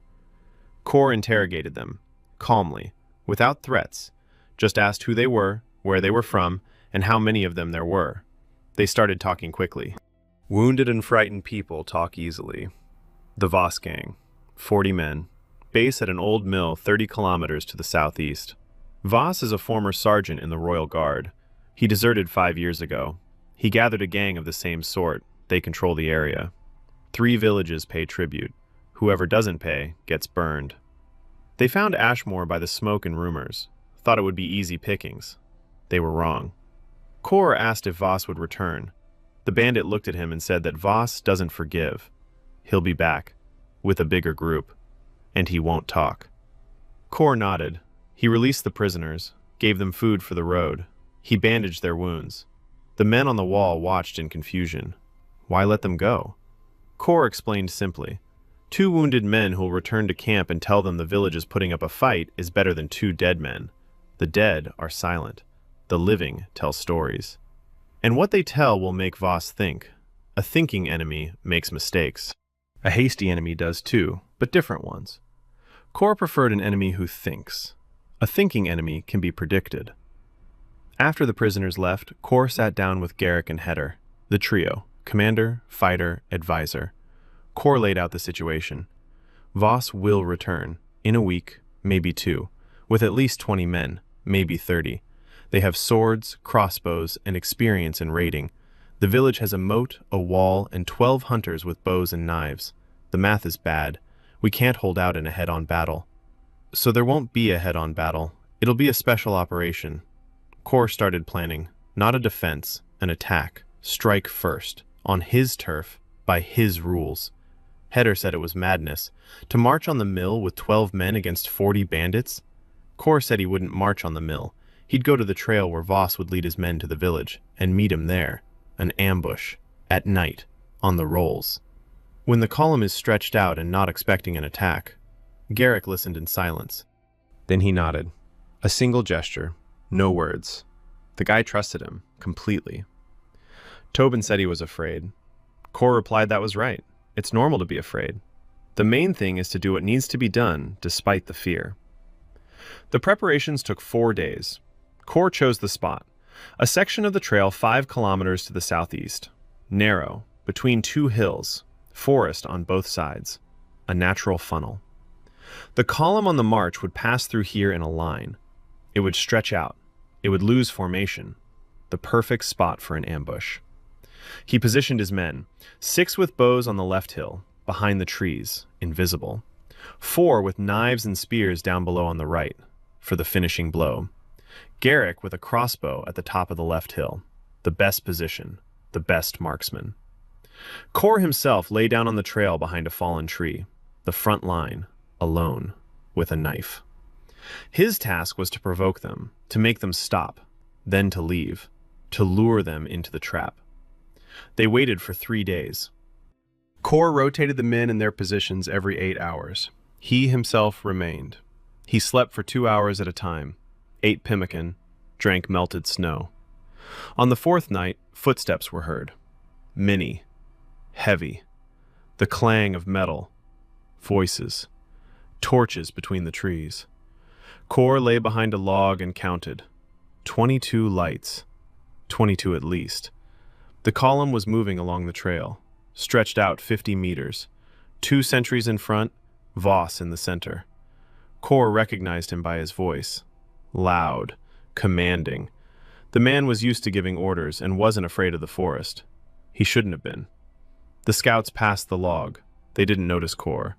He lay motionless, snow on his back, dark clothing, invisible. The scouts passed. The main group entered the hollow.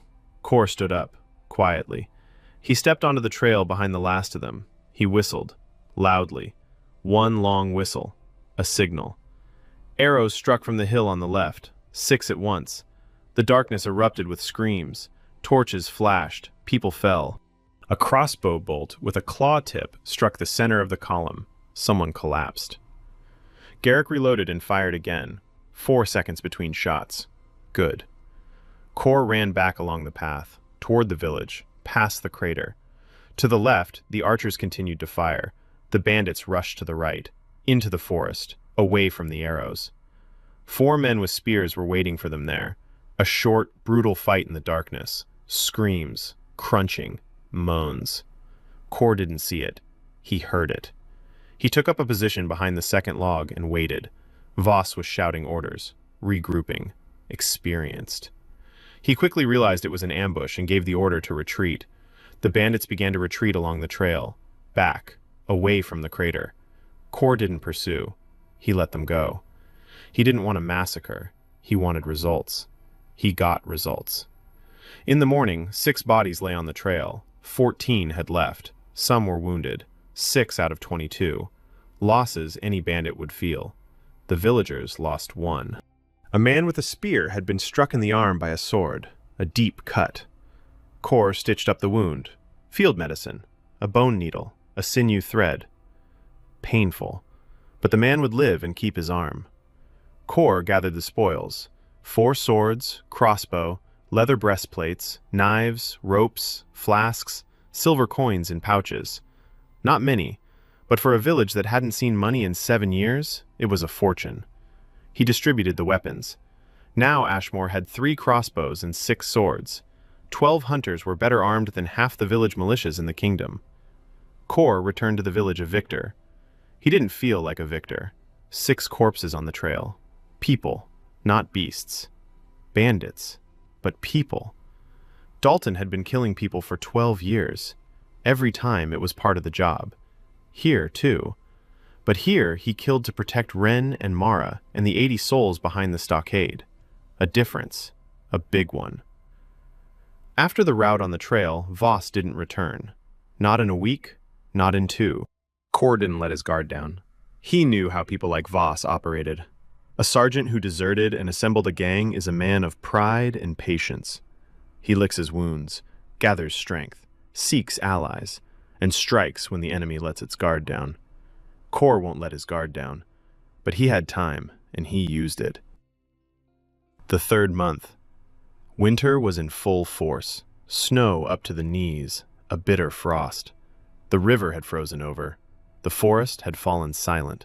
No creatures in sight. 6 weeks have passed since the full moon. The next one is in 2 weeks. Kor was preparing for both fronts, against the beasts and against the people, simultaneously. Hunting parties worked every day. 3 groups of 3, each in its own sector. Traps were set throughout the southern and eastern forest, a net of 40 loops. The catch was steady. 2 or 3 boars a week, hares, sometimes a deer. They smoked, dried, and salted the meat. Heder found the salt. He led Kor to an outcrop of rock on the western edge of the forest. White crystals on the stones. Not pure salt, with impurities, but it's good enough for salting. Kor broke off as much as he could carry and sent Garrick and Tobin back for the rest. Salt changed everything. With salt, meat keeps for months. With salt, you can build real stockpiles. With salt, you can trade. Kor thought about trading. Not now. In the spring, when the roads open. Hides, smoked meat, salt.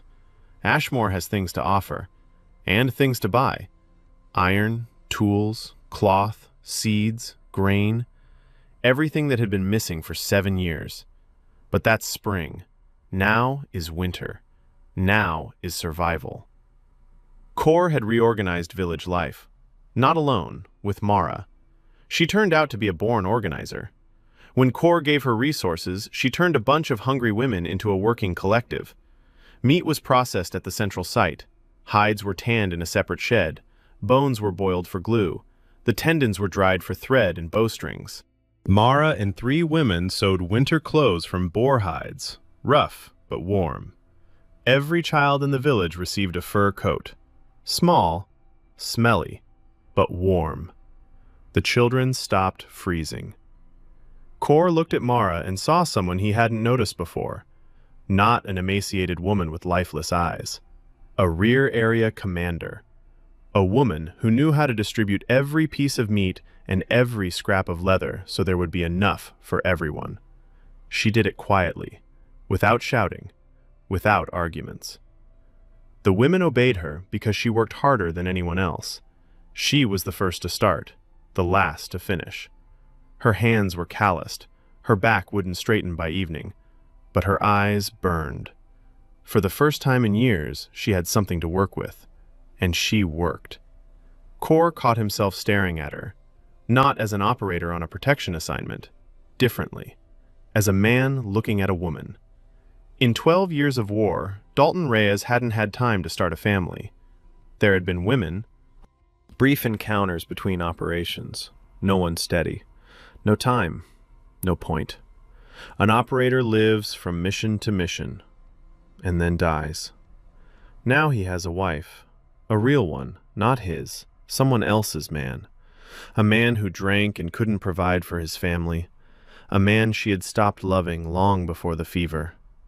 Kor took his place. Took it and began doing what the other man couldn't. And Mara looked at him the way she had never looked at her husband. One evening she sat by the hearth mending his jacket, silently, intently. Ren was asleep, quietly. Kor came in from the cold, sat down beside her. She shifted closer, shoulder to shoulder. Kor froze. Dalton froze inside. A simple touch, shoulder to shoulder, and something stirred inside him.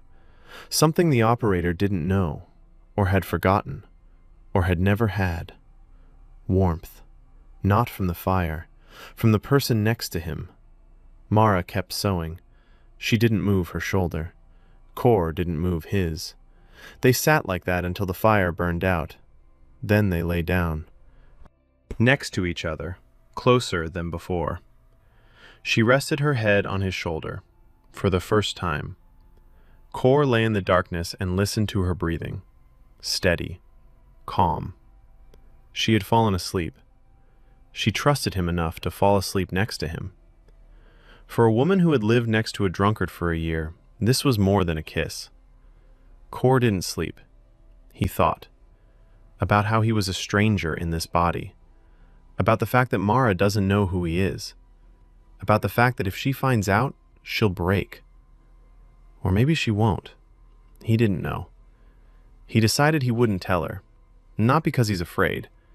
Because it won't change anything. Dalton is dead. Kor is alive.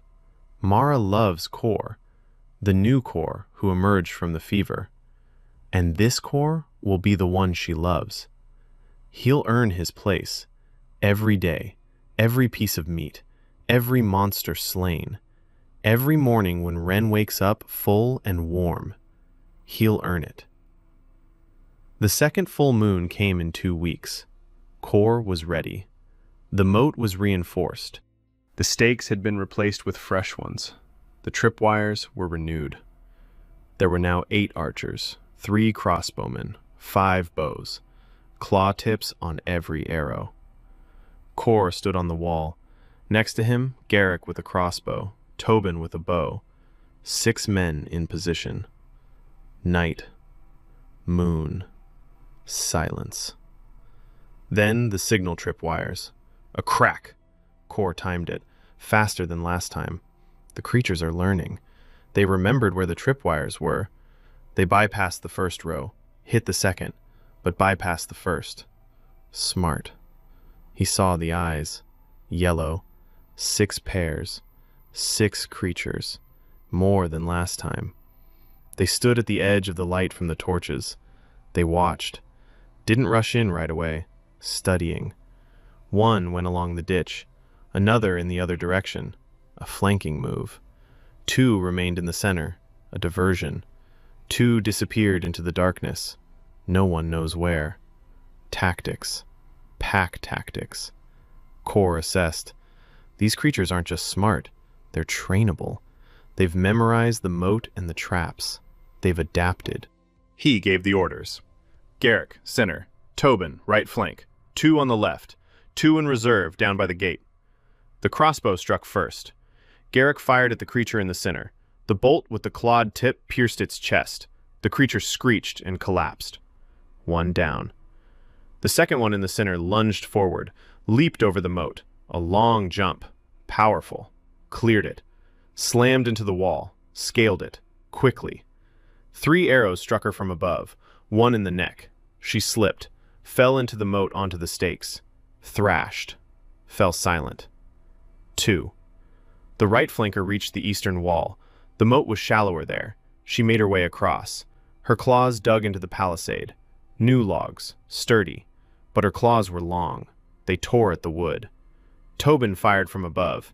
hit her in the back. The creature didn't stop. Stubborn. It kept climbing. Tobin fired again. Shoulder. The creature slowed down. Kor ran up to the wall. A new spear. Sturdy.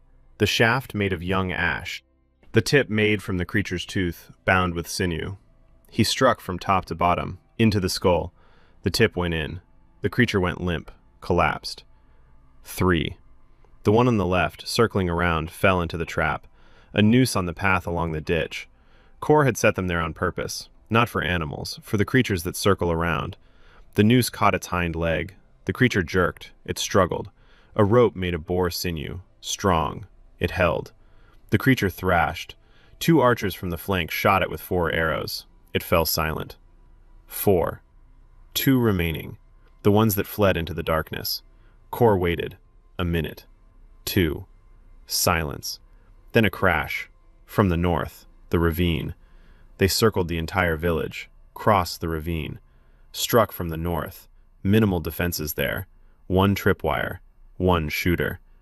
Kor ran. Across the whole village. The northern wall. The shooter at his post. A young man, shaking. 2 beasts 10 meters away. They're walking, not running. Walking. Slowly. Confidently. As if they know this is a weak spot. Kor stood on the wall next to the shooter. Told him to shoot. The guy fired. Missed. His hands were shaking. Kor took the bow from him. Drawn it back. Fired. Hit. In the front paw. The creature flinched but didn't stop. A second creature lunged. Quickly. A leap over the moat. It's shallow here. Knee deep. It cleared it. Slammed into the wall. The logs cracked. Kor grabbed a spear. Struck down from above. The creature dodged. Fast. It slashed the shaft with its claws. Kor pulled back. The creature leaped again. Higher.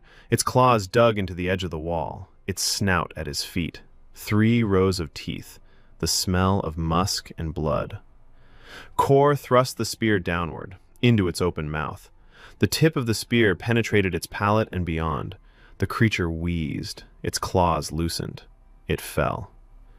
5. The last one. Wounded in the paw. It stood by the ditch. It watched. Yellow eyes. Intelligent. She had seen the 6th one die. She looked at Kor on the wall. At the spear in his hands. At the dead creature below. Then she turned and walked away. Slowly. She didn't run. She walked away. As if memorizing it. Kor watched her go. 6 creatures. 5 dead. 1 gone. The village is safe. Not a single casualty. For the 2nd time in a row. In the morning, Bram came to Kor. Silently. He stood next to the ditch where they'd pulled the creatures' bodies out. He stood there for a long time. Then he said he'd been wrong. Kor looked at him. Bram said that for 7 years he had told people they needed to be patient and pray, and that the forest must not be angered. And Kor had done in 2 months what prayers hadn't been able to do in 7. Bram said that if Kor needed help running the village, he was ready. Kor nodded. He accepted. Without fanfare, without conditions. Bram knew the village. He knew the people. He knew who was capable of what. He knew the supplies. He knew the problems. A good manager. A poor commander, but a good manager. Kor entrusted him with food distribution, stock accounting, organizing household chores, repairing roofs, gathering firewood, insulating houses, everything that wasn't war or hunting. Bram took it on, silently, diligently. The blacksmith's hands worked from dawn till dusk. A week later, roofs were being repaired. The houses were insulated with clay and moss. Firewood lay in stacks against every wall. Order. Military order. Kor at the front, Bram in the rear, Mara between them. The link. The village began to function as a single organism. By the end of the 3rd month, Ashmore was unrecognizable. A full-height moat ran along the entire perimeter. The stakes at the bottom were replaced with sharpened stakes made of hardwood, charred over a fire. The palisade was completely renewed, not a single rotten log. The gate hung on iron hinges. They found the iron in Bram's old smithy. The village elder dug up the tools he had been hiding for 7 years. A horn. An anvil, a hammer, a supply of coal. Kor asked why he had hidden them. Bram replied that he didn't believe anyone would be able to use them. Now he believed. Kor didn't know how to forge. Bram did. A blacksmith by the grace of God. His hands remembered the craft despite the years of inactivity. He lit the forge for the first time in 5 years. The smell of coal and hot metal wafted over the village. People stopped and watched. The clang of the hammer on the anvil was the sound of life, a sound Ashmore hadn't heard in a long time. Bram was forging. Arrowheads. Simple. Rough. But made of iron. Better than charred wood. Better than the claws of beasts for mass production. Kor saved the claw arrowheads for elite arrows, for Garrick, for crossbow bolts.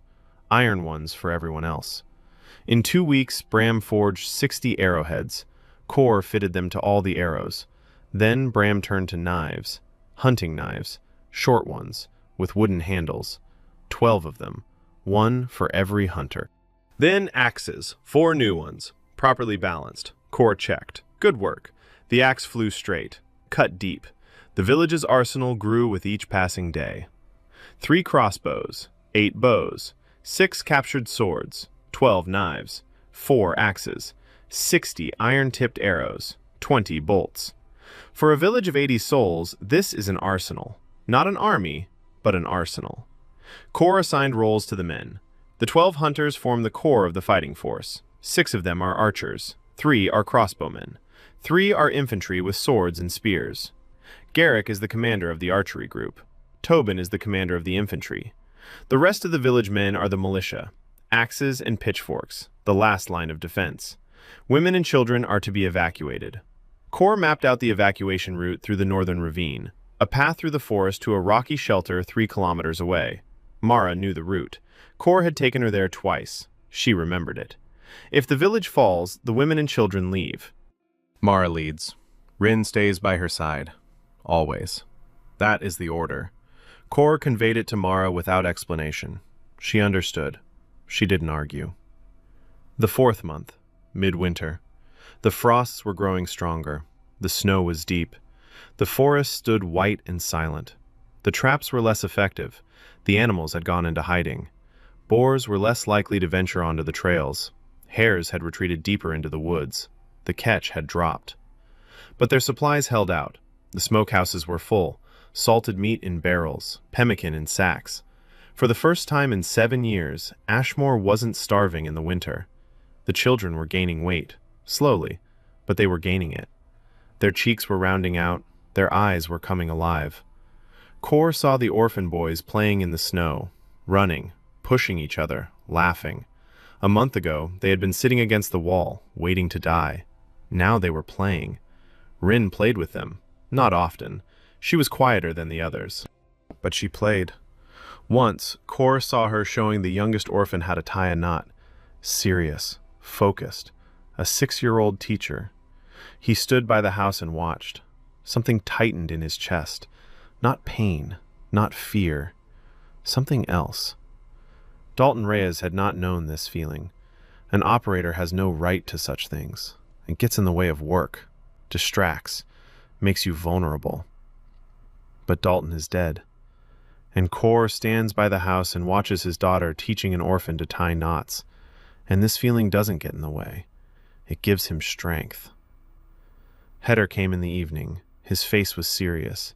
He said they needed to talk about the forest. Kor sat down with him by the hearth. Heder told him. He had gone to the western oak. He was gathering bark. And he noticed tracks. Not from animals. Different ones. Big ones. Deep. Solitary. 2-meter strides. Claws unlike those of the night prowlers. Longer. Thinner. Like needles. And the smell. Not musk. Something else. Sweet and rotten. A scent that makes the forest fall silent. Kor asked where exactly. Heder described the spot. The western edge of the forest, 2 kilometers from the village. The tracks went from south to west, bypassing. Past the village, not toward the village. Past. Kor thought, that something big had passed 2 kilometers from Ashmore and hadn't attacked. Not a night prowler. Something else. Something from the depths of the Bora. He asked Heder directly, the skinny one. Heder fell silent. Then he nodded. He thinks so. The tracks match. The size, the scent, the behavior. The skinny one doesn't hunt people directly. He passes by, and the forest behind him goes mad. The animals become more aggressive, smarter, more vicious. The night wanderers aren't a separate species. They're ordinary forest predators altered by his presence. The skinny one is like radiation. Doesn't kill instantly. Poisons gradually. Kor took in the information. The skinny one had passed by. Close. Closer than before. 2 kilometers. Heder said that before, its tracks had been found 10 kilometers from the village. It's getting closer. Kor asked why. Heder looked at him and said, maybe because someone is killing its creatures. The skinny one senses it. Its hunting grounds have been disturbed. The prey that was supposed to feed its minions is dying in traps. The village that was supposed to die and become carrion for the forest is suddenly surviving and fighting back. The skinny one has come to look at the anomaly. Kor sat by the hearth and thought. An anomaly. He is the anomaly. A special forces operator in the body of a medieval hunter. A man who kills beasts with traps and tactics in a world where everyone wages war with brute force. Of course Skinny noticed. He's smart. Heder said that Skinny is smarter than any beast. Kor replied that this is good. Heder didn't understand. Kor explained. A stupid enemy is unpredictable. A smart enemy is logical. A logical one can be outwitted. One who's outwitted can be outmaneuvered. For 12 years, Dalton hunted the smartest game on the planet. People. Field commanders, terrorists, scouts, people who hid and killed and thought they wouldn't be found. He found them all.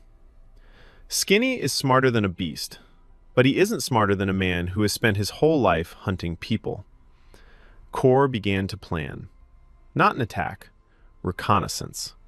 The first stage of any operation against a smart enemy is data collection. Where he lives, how he moves, what he eats, when active, weaknesses, habits, routes. Kor began going into the forest alone. Early, before dawn. Not to hunt, to scout. He was looking for Skinny's tracks. He found 3 routes, all on the western and southwestern sides. All led to one place. Deeper into the forest, to the south, to where, according to Heder, is the dead zone. Kor didn't go there, not yet. He marked the directions, calculated the distance by the tracks, measured the depth of the prints, estimated the weight. Heavy, very heavy. 300 kilograms minimum, maybe more. A 2-meter stride. That means long legs, a large body, claws like needles. So not for fighting, for something else, for climbing, or for burrowing into its prey. A parasite, a predatory parasite, doesn't kill its prey, transforms it, makes it its own. Kor gathered data like a dossier on a target. Every trip into the forest added a line. After 2 weeks, he had a map of Skinny's routes. 3 paths, all converging at a single point. 7 kilometers southwest of the village. A dead zone. A lair. Kor wasn't in a hurry. Winter was still ahead. Skinny could wait. Spring first. Trade first. First, weapons and supplies. Then, the hunt for the main target. The 5th full moon was tougher. 8 beasts. 2 of them larger than usual. Heavier. Slower, but tougher. The arrows went in but didn't kill. It took 3 or 4 hits to take one down. A crossbow bolt with a claw tipped it down with a single shot. Garrick killed 3. One after another. Cold-blooded. Reload. Aim. Fire. Machine. Kor was proud of him. He didn't say it out loud. He nodded. Garrick understood. Tobin led the infantry. 3 men with swords and spears at the eastern breach. The creature had broken through the wall. A new section, but the creature was large and heavy. It struck with all its weight. The logs split apart. Tobin met it at the breach, spear forward. The creature rammed into him, deep, but it didn't die. It lunged. It clawed at Tobin's shoulder, sliced through skin and muscle. Blood gushed out. Tobin didn't back down. He screamed and struck with his sword, in the neck. The creature collapsed. Tobin fell beside it. Kor was there a minute later. Field medicine. Apply pressure to the wound. Rinse, stitch. The tendons are intact. The bone isn't touched. The muscle is cut, but not all the way through. He'll live. He'll keep his arm. In a month, he'll be able to hold a weapon. Tobin lay there and stared at the sky. His teeth were clenched, eyes wet, not from pain, from not backing down. Kor stitched the wound and silently thought that Tobin had crossed the line, that line beyond which a boy becomes a fighter. 8 creatures, all dead. Village casualties, 1 wounded. Acceptable. But Kor saw a trend. 4, 6, 8. With every full moon, more and bigger. The skinny one is turning up the heat, testing, looking for the limit, how much the village can take. 10, 12, 20? There's a number beyond which the moat and the arrows won't hold. Kor has to get to the source before that number is reached. Heder confirmed his thoughts, said that Skinny hadn't driven so many beasts at once before. The forest is reacting to the threat. The village has become a splinter. Skinny is trying to pull it out. Kor replied that the splinter will soon become a knife. Heder looked at him and smiled for the first time. He said there is an old legend that once a generation the forest calls for a defender into the body of one dying at the edge when the village faces its end. Kor didn't answer. Heder said that Boar is not cursed. Boar is dying. The skinny one is killing him from within, and the forest has called upon the one who knows how to kill monsters. Kor asked, why him? Heder replied that Kor had died protecting his own. That was why. The forest had chosen the one who gave his life for strangers, and gave him his own, so he would have something truly worth fighting for. Kor sat by the hearth. Ren slept nearby, snuggled up to Mara. A tiny hand clutched a rag doll. Mara breathed evenly. 2 lives. His whole war. His whole purpose. Heder had left. Kor sat and watched the fire. The forest had called him. The forest had given him a family. Now the forest was waiting for him to do what he had been called to do. Kill the skinny one. Bring back Boar. Save the village forever. Kor lay down next to Mara and Ren. He closed his eyes. In the spring. Spring arrived like an order to advance. The snow melted in 2 weeks. Mud, streams, the smell of wet earth. The forest rustled. The birds returned. Kor stood on the wall and listened. A different sound. Not the dead silence of winter. Life. The forest was waking up, and with it, everything that lived within it, both good and bad. Ashmore had survived the winter. All 80 souls. Not a single death. For the first time in 7 years. Not from hunger, not from the cold, not from beasts. People stood on the wet ground and couldn't believe it. Old woman Nella, who looked after the orphans, was crying by the communal cauldron. She said she didn't think she'd live to see spring. She did. And the 4 orphans did too. And everyone else. Kor wasn't celebrating. He was preparing. Spring means roads. Roads meant trade. Trade meant resources. But roads also meant something else. Voss. He hadn't come all winter. He'd been frozen in his mill, treating the wounded, counting the losses, waiting for spring. Spring had come, and Kor knew that Voss would come too. But the merchant arrived first, a man named Drell, short, wiry, shifty eyes, a cart pulled by a mule.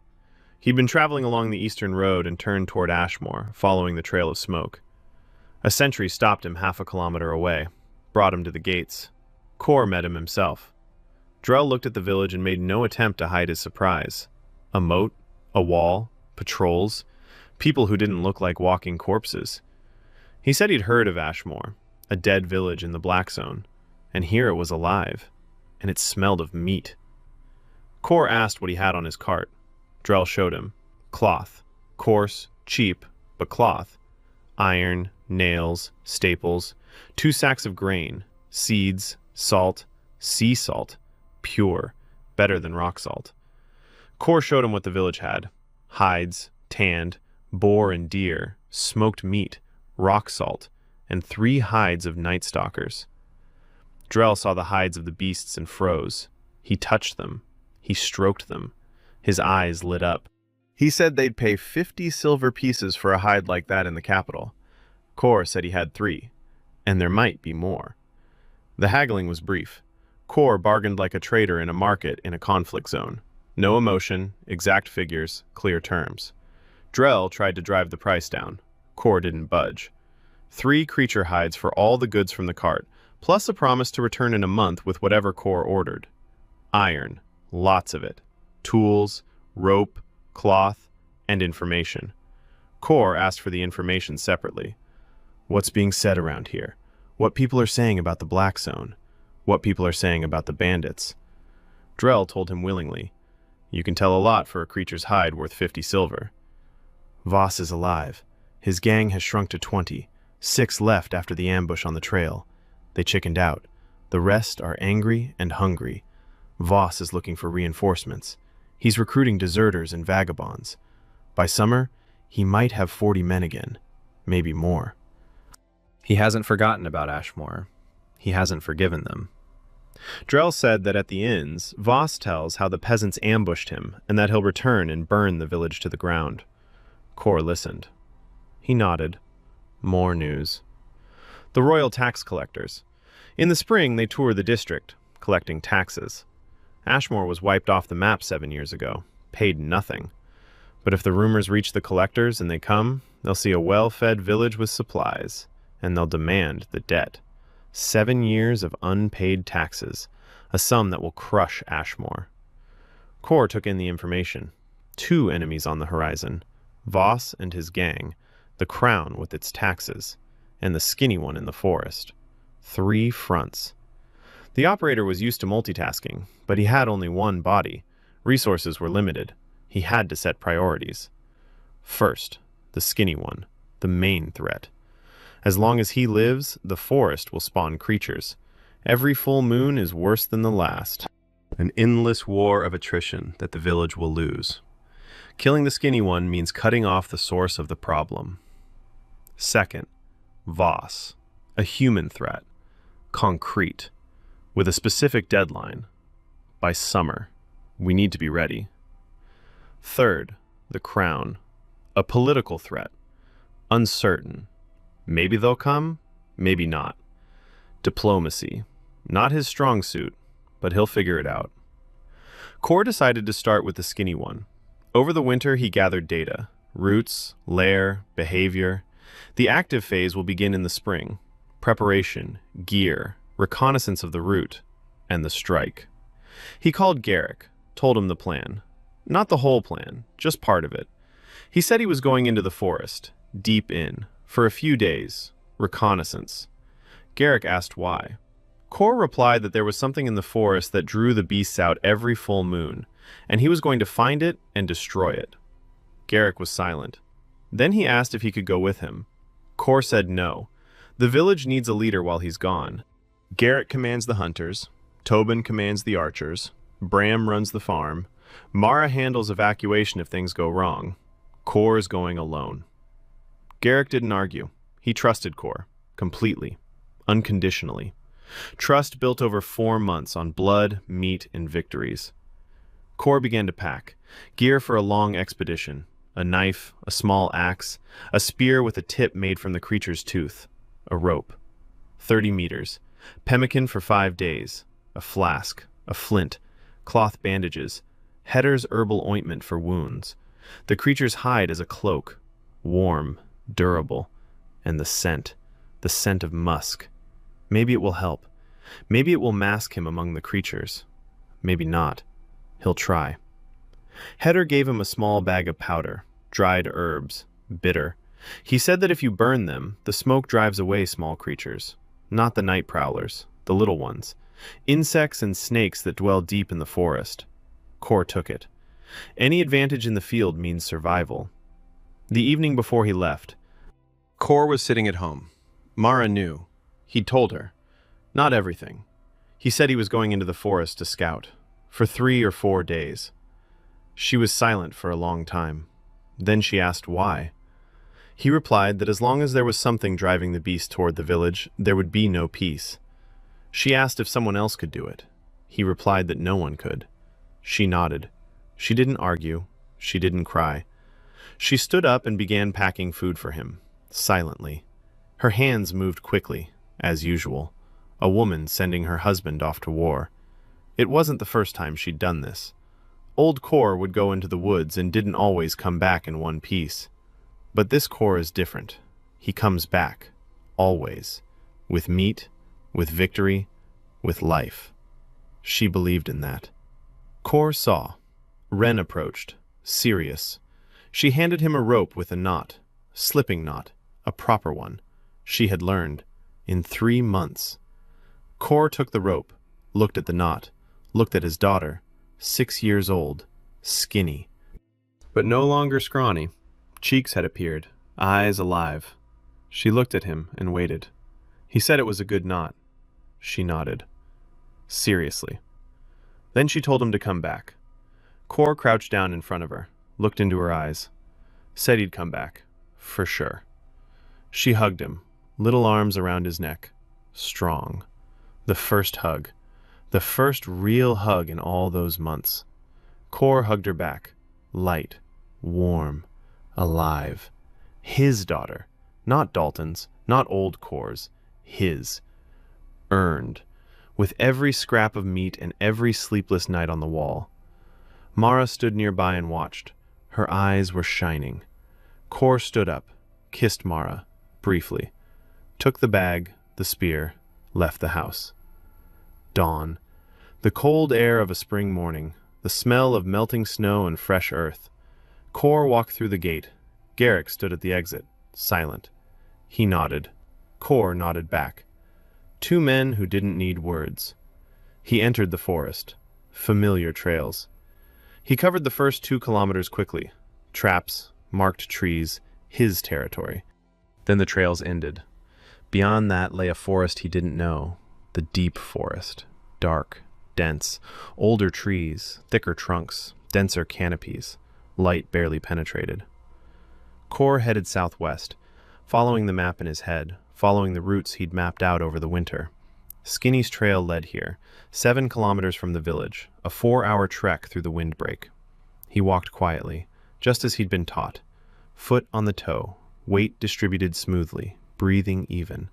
The creature's hide on his shoulders, the scent of musk. He had become part of the forest, another shadow among the trees. After 3 kilometers, he spotted the first sign. The trees had changed. The bark had grown darker, almost black. Growths were sprouting from the trunks, bumpy, moist, like tumors.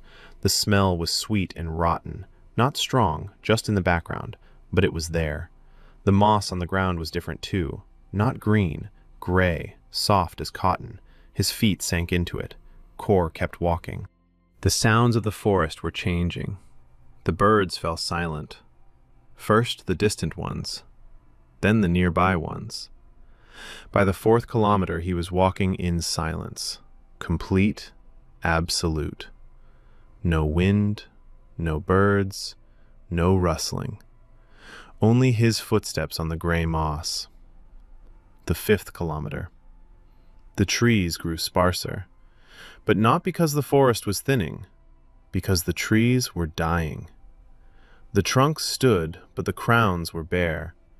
The branches were dry, brittle. A dead forest. At the 6th kilometer, he found Skinny's trail. Not a footprint on the ground, a trail, a path 1 meter wide. The trees along it were bent. The branches snapped off at a height of 3 meters. Skinny had passed through here regularly, often enough to wear a path. Kor walked along the trail, carefully. Every step was deliberate. He didn't know what lay ahead. He didn't know the enemy's size for sure, didn't know its abilities, didn't know if it could be killed. He was going to gather data, not to fight. At the 7th kilometer, the trail led to a low-lying area, a ravine, wide, 20 meters, deep, 5 meters. Something white at the bottom. Kor lay down on the edge and looked down. Bones. The bottom of the ravine was littered with bones. Animal bones, large and small. Boar skulls, deer ribs, the vertebrae of something long, and among them, smaller bones. Human. Kor recognized a femur, a skull, small, a child's. He looked away, looked again, professionally, without emotion. He counted. Dozens of skeletons, maybe hundreds. Years. The skinny one had been dumping the remains of his prey here, or his creatures had brought them. A feeding trough, a trash can, a lair nearby. Kor crawled along the edge of the ravine, quietly, on his stomach. 100 meters away, he saw it. A cave, not natural, dug out. The entrance in the hillside, wide, 3 meters, tall. The ground around the entrance was trampled down to the rock. The smell from the cave washed over him in a wave.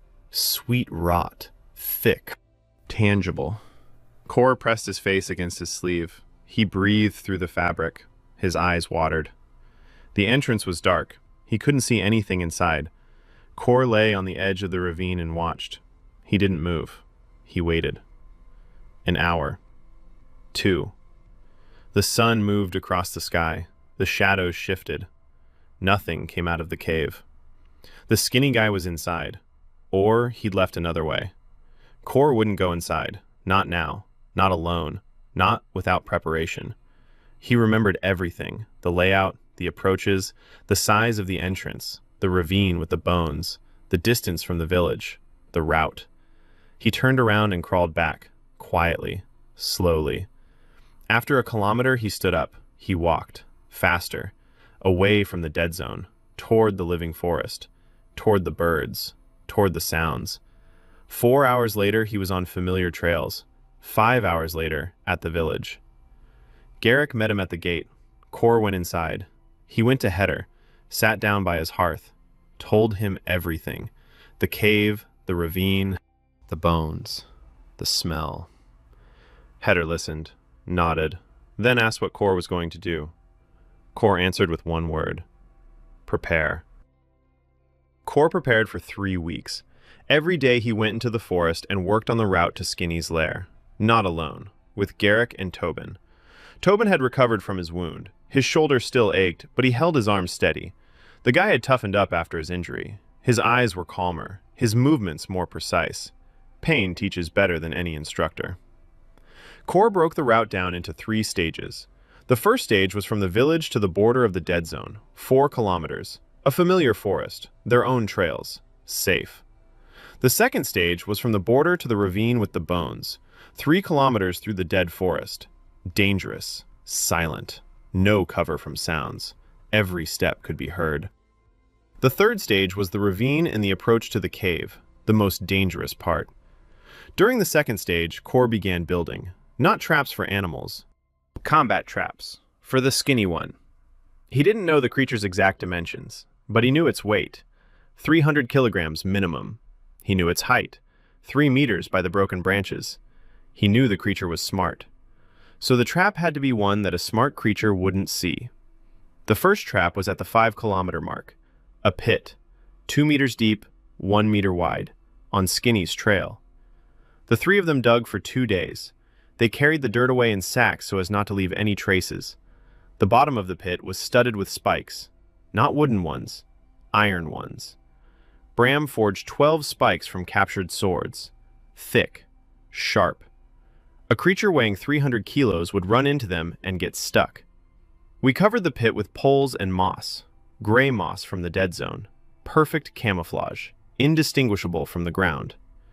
The second trap is 200 meters away, a tripwire, not a warning one, a combat one. 2 sharpened logs suspended on ropes between trees. The creature touches the tripwire, the rope releases the latch, the logs strike from both sides.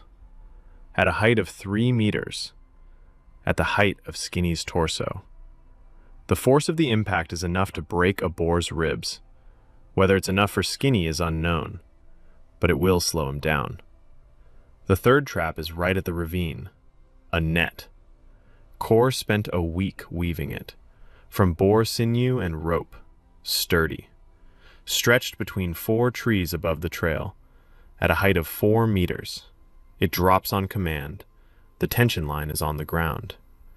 The beast advances. The net falls from above. It entangles it. It buys time. 3 traps at 3 points, a staggered system. If the first one doesn't work, the second will. If the second doesn't stop it, the third will. And behind the third, Core will be standing with a spear and a crossbow. Core took the crossbow from Garrick the crossbow for the duration of the operation. He gave him the best bow with claw-tipped arrows. Garrick didn't argue. The crossbow packs a bigger punch. Against the skinny one, you need power, not rate of fire. Core crafted special bolts. Longer than usual, the tips are made from the claws of night stalkers. 3 claws soldered together on an iron rod. Bram toiled over it for 2 days. The result was crude, but deadly. A bolt could pierce a log right through. 6 such bolts. 6 shots. That's all there would be. At the same time, Core was sorting things out with Voss. The information from Drell was being updated. The merchant arrived for the second, as promised. He brought iron, cloth, grain. He took the hides and smoked meat, and he shared the news. Voss had gathered 35 men. He'd recruited mercenaries. 2 of them were former soldiers, with real combat experience.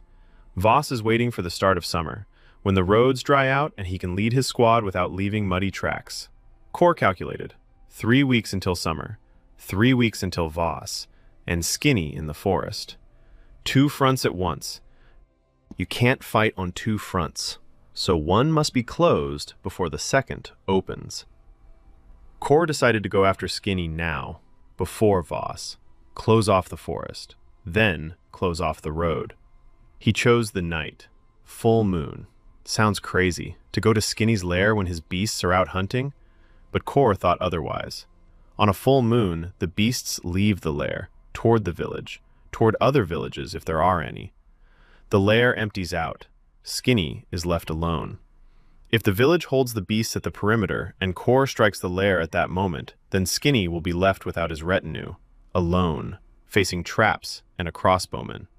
The risk is enormous, but Core has worked with enormous risks his whole life. The difference between madness and calculation lies in preparation. A madman runs into a cave with a torch. The crossbowman plans the route for 3 weeks, sets 3 lines of traps, and strikes from an ambush. He gathered the people, explained. Garrick commands the defense during the full moon. Tobin is his deputy. Bram handles the rear. Mara handles evacuation. Core goes into the forest. Alone. After Skinny. Silence. Garrick asked if he was alone. Core answered yes. Tobin said it was suicide. Core replied that suicide was waiting for Skinny to send 20 beasts at once and break through the defense. Heder was silent. Then he said Core was right. The forest had called him for this. Mara said nothing in front of the others. That evening at home, she stood by the hearth and said nothing. Core was packing his gear. A bag, a crossbow, 6 bolts, a spear, a knife, an axe, a rope, pemmican, water, a flint, torches, 3 of them, wrapped in tarred cloth, for the cave. Mara approached, stood beside him, said that if he didn't come back, she would raise Ren on her own. Core looked at her. She wasn't crying, didn't ask him to stay, spoke as if it were a fact, like a contingency plan. He said he'd come back. She said she knew. But just in case. He nodded. Just in case. Ren was asleep. Core walked over, looked at her, a rag doll in her hands, cheeks round, breathing evenly, sleeping peacefully, not twitching in her sleep like she used to. He leaned down and kissed the top of her head. Her hair smelled of smoke and something childlike. Core straightened up, turned to Mara, kissed her, long and hard. She hugged him, tightly. Her arms were strong, calloused, warm. Then she let go. He picked up the bag and left. Night. The moon was rising, round, white. Full moon in 3 hours. Kor walked through the gate.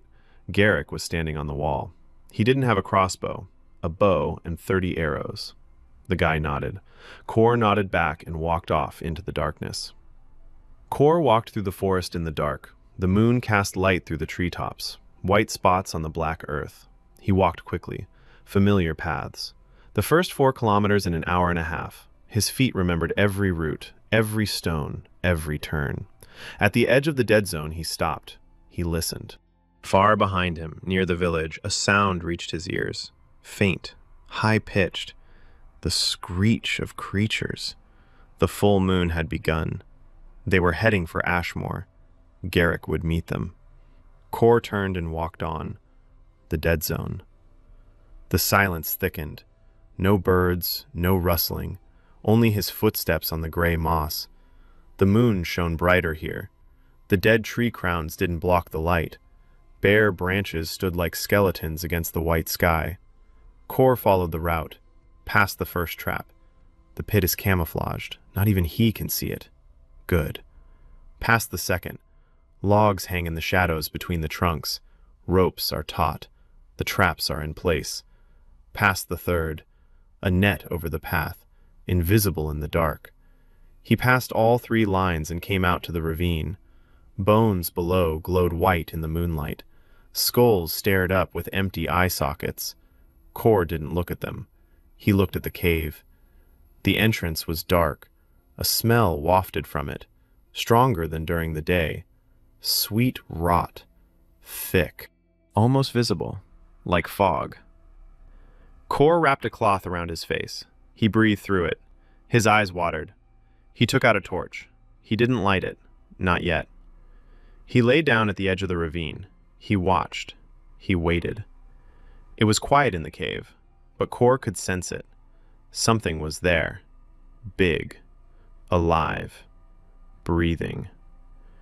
The air from the cave came in waves. Inhale, exhale. Rhythmic. Slow. The creature was breathing. Kor assessed the situation. It was skinny inside, asleep or resting. The creatures had gone hunting. It was alone. For now. Kor climbed down into the ravine, quietly, along the wall. Bones crunched under his feet. He walked over the bones of the dead toward the cave entrance, every step controlled, every breath through the fabric. He stopped at the entrance. The darkness inside was absolute, not a glimmer. The cave went down, a sloping passage, wide. The walls were wet, earth and clay. Kor lit the torch. The fire flared up. Shadows darted across the walls. He saw the passage. 3 meters wide, 2.5 meters high. The walls were covered with something. Slime, dark, shiny. Growths on the walls, like in a forest. Bumpy, pulsating, alive. The cave was alive. Kor walked down the passage, crossbow in his right hand, torch in his left, spear on a strap behind his back. 10 meters. 20. The passage widened, the ceiling rose, the cave became a hall. Kor raised the torch, light fell on the walls, on the ceiling, and on Skinny. Kor saw him and stopped. His body was on autopilot, his legs froze, his breathing stopped.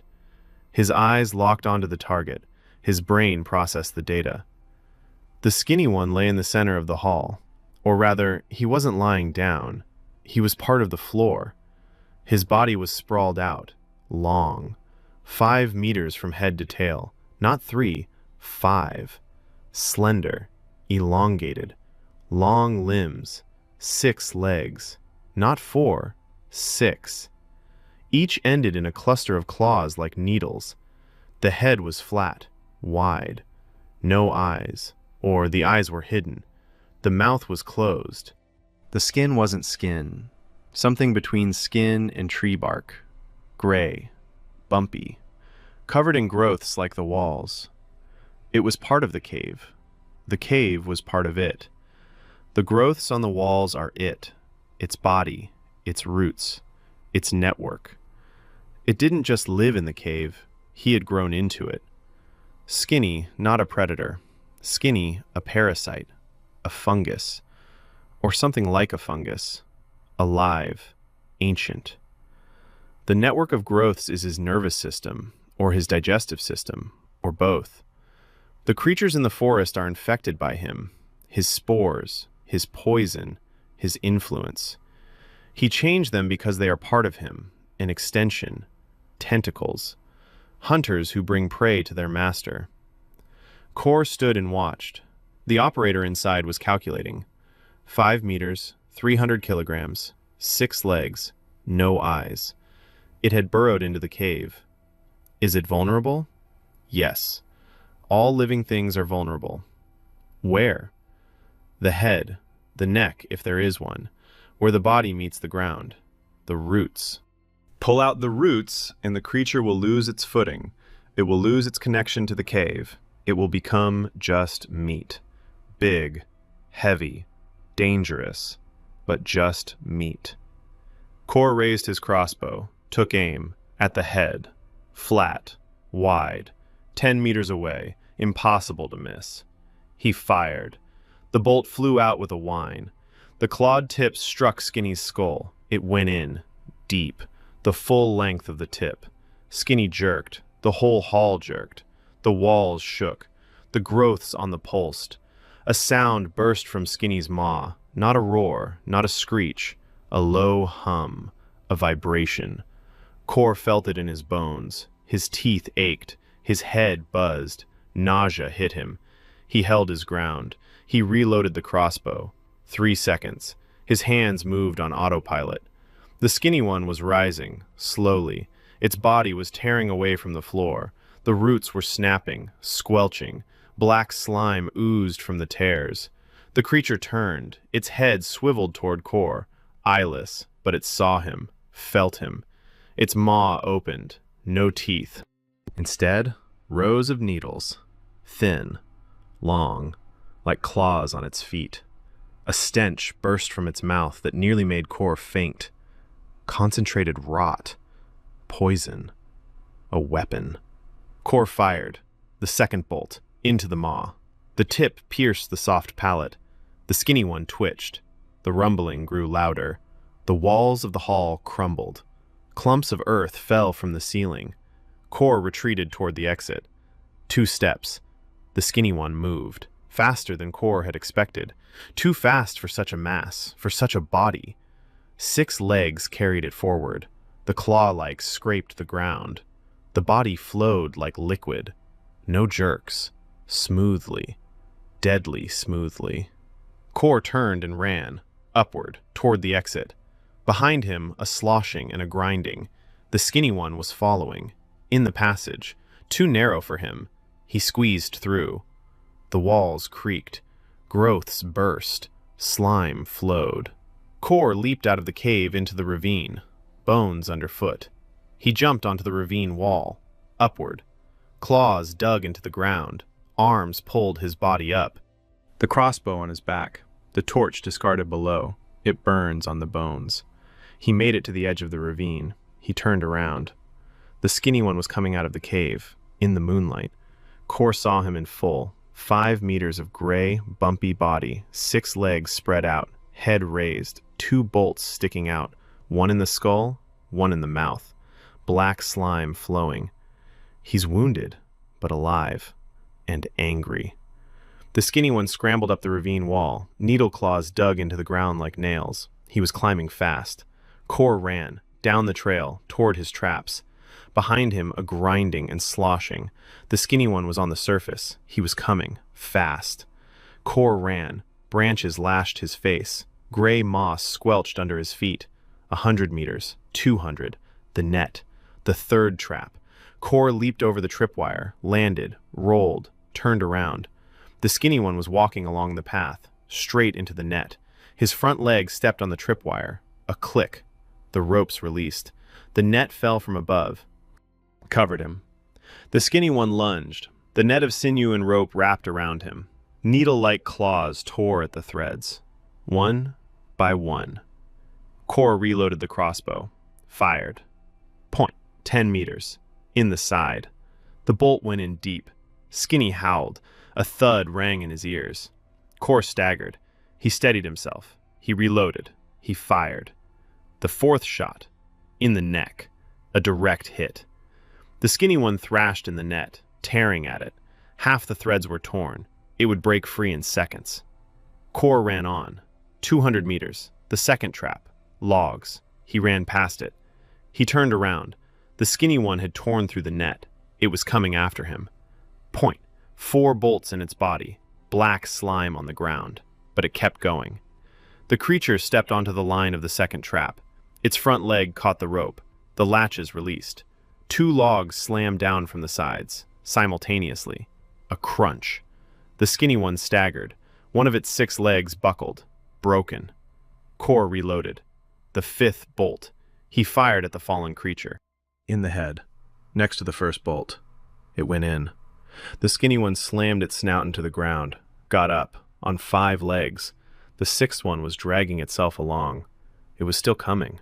Kor cursed. Under his breath. He turned and ran. 200 meters. The last trap. A pit. Kor skirted around the edge. He knew where it was safe. He stood behind the pit, facing the trail. The last bolt in the crossbow. A spear in his left hand. The skinny one emerged from the darkness. On 5 legs. Slowly. 5 bolts in its body. A broken leg. Slime on the ground. A black trail. But it had no eyes, and its head was looking straight at Kor. It sensed him. The skinny one stepped onto the camouflaged pit. The moss and poles held his first foot. They didn't hold the second. They gave way. The skinny one crashed down. 300 kilograms on 12 iron stakes. The sound was wet and heavy, a crunch and a squelch at the same time. The skinny one howled. A rumble pierced the ground. Kor felt the ground tremble beneath his feet. He walked to the edge of the pit. He looked down. The skinny one lay on the stakes. 4 spikes had gone through his body, 1 through his head. Black slime flooded the bottom of the pit. The creature twitched. Its legs scraped against the walls. Its needle-like claws crumbled the earth. But it couldn't get out. Impaled. Kor raised the crossbow. The last bolt. He aimed down. At the base of the skull, where the spine is, if there is one. He fired. The bolt went in. The skinny one twitched. Hard. All of it. Then it went limp. Its legs stopped scraping. Its head fell. The rumbling subsided. Silence. Complete. Absolute. Kor stood at the edge of the pit and looked down. 5 meters of dead creature on iron spikes in the pit. 6 bolts in its body, a broken leg, a pierced skull. Dead. He lowered the crossbow. His hands were shaking. Now. After. The adrenaline was wearing off. His legs felt like cotton. He sat down on the ground, breathing. Deeply. Evenly. 4 counts in, 4 counts out. He sat for a minute. 2. Then he stood up. He took a torch from his bag, the last one, lit it, climbed down into the pit, examined the creature. Dead, definitely. The growths on its body were still pulsing, faintly, fading, like a nervous system that hadn't yet realized its master was dead. Kor climbed back up. He walked back along the trail, past the shattered gyek, past the torn net, past the broken logs, toward the village, through the dead forest, through the living forest. By dawn he had reached familiar paths. Birds were singing. Kor walked and listened. Maybe it was his imagination, or maybe there were more birds, louder. The forest breathed differently, more lightly. Maybe it was his imagination. Maybe not. Kor emerged from the forest at dawn. The field in front of the village was trampled. Animal tracks in the mud, arrows stuck in the ground, dark spots of blood on the remaining snow. It was a full moon, and the village stood. The palisade was intact. The moat held. Garrick stood on the wall. He saw Kor. He didn't shout. He just exhaled. Kor approached the gate. Garrick opened it. He stood before him and watched. Kor was dirty, covered in black slime, covered in blood, his own and others'. His jacket was torn. His face was scratched by branches, but alive. Garrick asked with a single word. Kor nodded. Done. Garrick closed his eyes for a second. Then he opened them and reported. The night had been rough. 10 creatures had come, more than ever before. 2 large ones. The rest were standard night prowlers. The village held out for 4 hours. The archers used up their entire supply of ammunition. Every arrow, every bolt. Garrick shot his bow until the last arrow, then took a captured sword and stood at the breach. Tobin fought hand to hand. Second wound. Leg. Not deep. He's walking. 3 militiamen were wounded. 1 seriously. Kor will examine him. But everyone is alive. Everyone. 10 creatures. 7 killed. 3 got away. Wounded. Not a single human casualty. Kor listened. Nodded. Good. You did a good job. Garrick paused, then said that something changed in the 3rd hour of the battle. The creatures seemed to weaken. They became uncertain, lost their coordination. One of the larger ones just stopped in the middle of an attack, stood there, swaying, like a drunk. They shot her while she was standing. Kor listened. The 3rd hour. Around that time, he killed the skinny one. The creature in the cave died, and its influence over the servants was cut off. The connection was severed. The night wanderers, without a master, became mere beasts. Large, dangerous, but merely beasts. Without coordination, without tactics, without the mind that made them more terrifying. Kor went to the wounded, the seriously injured one first, a man named Dor, 40 years old. The creature had clawed him in the stomach. The wound was long but shallow. His intestines were intact. Kor cleaned it, stitched it up. Applied header ointment. Bandaged it. He'll live. The scar will remain. Then Tobin, his leg. A laceration on his thigh. The muscle was partially torn. Kor stitched it up. Tobin sat there and said nothing. Didn't flinch. Used to the pain. Then 3 light cases. Cuts, bruises, nothing serious. Kor treated them all. Field medicine. Routine. After that, he went home. Mara was standing in the doorway. Ren beside her. Both were looking at him. Kor approached. Mara hugged him, silently, tightly. Ren clung to his leg.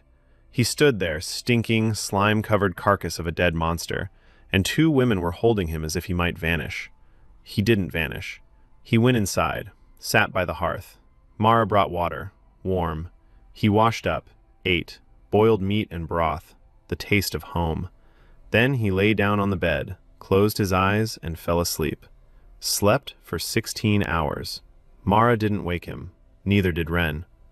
When he opened his eyes, dawn was breaking outside the window. His body ached, every muscle, every joint. But his head was clear. He got up, went outside. Morning, warm, spring-like. The birds were singing loudly, very loudly. Kor stood in the doorway and listened. It wasn't his imagination. The birds were singing louder, more. The forest sounded different. In 2 days, something was changing. Heder arrived around noon. His face was pale. He said he had gone to the border of the dead zone. The border had shifted by half a kilometer. The dead trees still stood, but the gray moss had begun to dry out, twisting, turning black, dying. The growths on the trunks, too. They were drying up and crumbling. The forest was cleansing itself. Kor listened. The skinny one is dead, and his influence is fading, like poison that's being blown away. The forest will heal. It will take a long time, maybe a year, maybe 2, but it will. Heder said the next full moon would tell. If there are no creatures, or few, then the source is dead. Kor nodded. We'll wait. He didn't wait long. He didn't have time. Voss was on the horizon. 3 weeks had passed. Summer had arrived. The roads had dried out, and Drell brought news. Voss had set out. 35 men heading for Ashmore. They'd be here in 3 days. Kor gathered his men, 12 hunters, Bram, Heder, Mara. That's it. He laid out the situation. 35 bandits, armed, 2 former soldiers. Voss is an experienced sergeant, no fool. After 2 defeats, he won't charge head-on. He'll prepare, reconnaissance, flanking, a night attack. Fire. Voss knows about the ditch, knows about the snipers, knows about the ambushes on the trails. He'll be waiting for something else. Kor gave him something else. Not a defense, not an ambush on the trail. Something else. He spent 3 days preparing the operation. During the day, he worked with the men. At night, he planned. A map of the terrain in his head, every rock, every tree, every ravine. Voss will take the eastern road, the only route for a group of 35 men. The trails through the forest aren't suitable for such a unit. The road. Kor chose the spot. Not on the road, nearby. A clearing 2 kilometers east of the village. The road runs along the edge, forest on 3 sides, open field on the 4th. Kor wasn't going to attack. He was going to take the fight, on his own terms. He turned the clearing into a trap. Not just one, a system. He positioned archers along the forest perimeter around the clearing, 6 of them, in the trees, up high. Garrick was in the main position, with a crossbow, a new bowstring, new bolts. In the clearing were 4 pit traps, shallow, knee-deep, camouflaged. They wouldn't kill, they'd slow you down. A person steps into a pit and falls. A second on the ground means an arrow in the back. On the approach to the clearing from the road, tripwires. Not warning ones, combat ones. Sharpened stakes on springy branches. A person touches the rope, the branch snaps straight. The stake strikes at chest level. Doesn't always kill, but always takes you out of action. Kor set up 8 of these, on both sides of the road. A death zone. 30 meters of road turned into a corridor of traps. Voss will lead the men down the road. They'll enter the corridor. The first traps will spring. Panic. Screams. The squad will scatter from the road into the woods. Archers in the woods. Arrows from the darkness. The panic will intensify. The squad will run into the clearing, in open space, seemingly safe. Pits in the clearing. They fall. Arrows from the trees. And in the center of the clearing stands Kor, with a torch. Alone. Visible. The target Voss will go for. Because Voss cannot afford to retreat. Retreating from a peasant village a 3rd time would be the end of his authority. He will go for Kor. And Kor is waiting for him. This isn't a defense plan. It's a hunt. Kor is the bait. Kor is the trap. And Kor is the hunter. All at once. That evening he was sitting at home. The last evening. Tomorrow, Voss. Rim was playing with a rag doll. Mara was cooking dinner. Quiet, calm, a cozy evening at home. Kor watched them and thought that tomorrow might be the last time. No, it can't be. It won't be. He'll come back. He always comes back. The operator doesn't promise. The operator delivers. Voss arrived on the 4th day, not on the 3rd as Kor had expected. He was delayed. Maybe reconnaissance, maybe caution. The lookout boy ran up in the morning. Strangers on the road, lots of them. Kor nodded. He went, took his position. The archers were already in the trees. Garrick at the main vantage point, crossbow loaded. Tobin with a bow on the left flank, his leg bandaged. He stands, he shoots. He'll manage. 4 others in the woods on both sides of the road. 6 men with spears and swords in ambush behind the clearing, the reserve. Kor stood in the clearing, a trophy sword at his belt, a knife behind his back, a spear in his hand, a torch stuck in the ground nearby, unlit. Daytime. Light. No need for a torch. He waited. Noise on the road appeared an hour later. Voices, the clang of metal, footsteps, many footsteps. Kor stood and listened. They were walking along the road, in a column, not in formation. A crowd. Bandits aren't soldiers. They don't know how to march in formation. That's a plus. A crowd panics faster than a formation. The first tripwire went off. A crack. A scream. The stake struck someone. Judging by the scream, it hit. The column stopped. Screams. Cursing. Voss's voice. Loud. Angry. Ordering them to move, not to stop. Movement resumed. More cautiously. Slower. The second tripwire. Another scream. A different voice. Higher pitched. Younger. Hit. The column stopped again. Now the screams were louder. Panic was setting in. Voss was yelling, ordering them not to touch the ropes, to watch their step, to move along the edge of the road. They veered off the road, into the woods. Arrows from the darkness. 3 at once. 2 hits. Screams. An arrow in a tree next to someone's head. The bandits rushed back onto the road. A third snare. Another one. A fourth. It was a corridor of death, and it was working. Voss realized it, quickly. He gave the order. Forward, through the corridor. Run. Don't stop. The bandits ran. Along the road, through the traps. 2 more were hit, but the main group made it through. They burst out into the clearing, in open space. No trees, no visible traps. Safe. They stopped. They caught their breath. They counted the wounded. Kor stood in the center of the clearing, alone, calm, a sword at his belt, a spear in his hand. He looked at them. 35 had made it, 6 wounded in the corridor, 2 of them seriously, out of the fight. 29 combat ready, against 1 man in the clearing. Voss stepped forward. Kor saw him for the first time. 44 years old, big, not fat, muscular, a hard face, scars, a broken nose, intelligent eyes, cold. A former sergeant, you could tell. His posture, his gait, the way he held his sword. A professional, not a peasant with a pitchfork, a soldier. Voss looked at Kor, a single man with a spear in the center of the field. He laughed, briefly, maliciously. He said that this, then, was the very peasant who had taken down his men twice. Kor didn't answer. He waited. Voss ordered his men to take him. 5 of them moved forward. They spread out in a semicircle, swords at the ready. They walked confidently. 5 against 1. The first stepped into a pit, knee-deep. His foot gave way. He lurched forward. An arrow from the trees struck him in the back. He fell. The 4 froze. They looked up, into the trees. A second arrow. A crossbow bolt. Garrick. Into the chest of the second man, through the leather breastplate. The man collapsed. 3 ran back to their group. Arrows from the woods. 2. 1 hit. In the leg.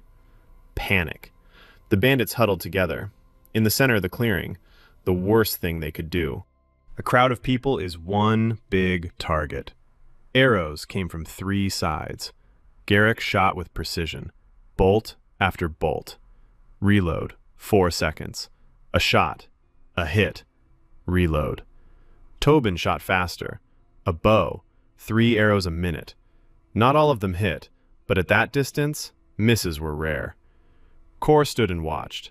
He didn't intervene. No need. The archers were doing their job. The traps were working. The plan was working. Voss realized the clearing was a trap. He gave the order to retreat. Back, toward the road. The bandits ran. Through the pits. 2 fell. Arrows from above. 2 more. Kor moved, cut off their retreat. Stood at the edge of the clearing, between the bandits and the road. Alone. Spear in hand, sword at his belt. Voss saw him. Stopped. He looked at Kor, at the man standing between him and the exit.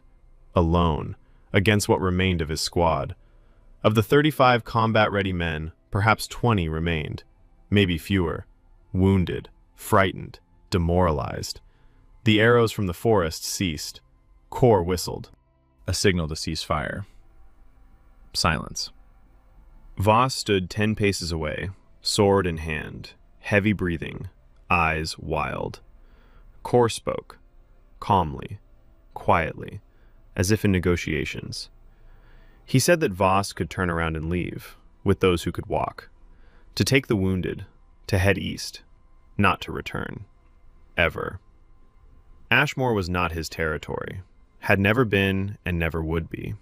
If he returned, next time, Kor would not speak. Voss stood and listened. His face was stony. Pride wrestled with reality. Reality was simple. His squad lay in the clearing, the living and the dead. Archers in the trees waited for orders. One man with a spear stood before him and offered life. Voss was a sergeant. He knew how to count the casualties. He knew how to assess the situation. He knew when a battle was lost. He lowered his sword, slowly. He stuck it in the ground. He looked at Kor. He said he would remember this. Kor replied that he was counting on it. Voss turned around. He gave the order. Gather the wounded, leave. The bandits were gathering their own. Those who could walk were lifted up. Those who couldn't were dragged. Kor stood and watched. He didn't interfere. 6 archers in the trees held their bows at the ready. Garrick's crossbow was aimed. One sound and the arrows would fly. But Kor had given his word. If they're leaving, then they're leaving. Voss led his men away, down the road, eastward, slowly, limping, dragging the wounded. 35 had come. 18 had left. 6 of them were wounded, left behind in the clearing. Kor counted. 7 bodies. 3 more would likely die from their wounds on the way. 10 in total. The village's losses. 0.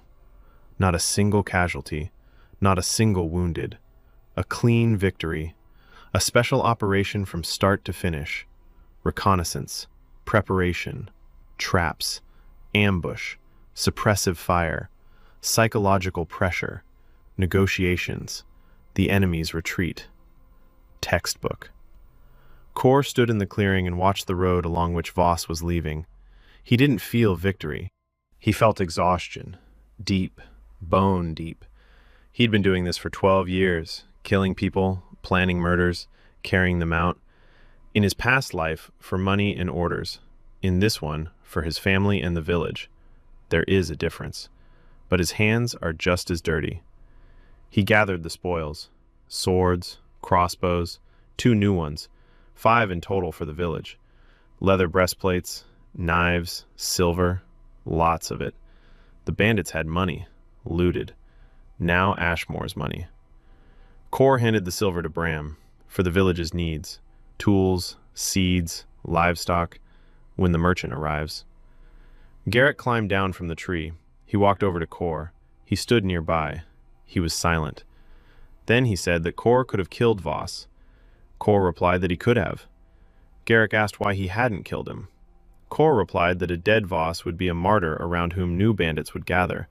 A living Voss who had lost 3 times to a peasant village was a disgrace everyone would avoid. No one would follow a loser. Garrick thought. He nodded. He understood. They went home.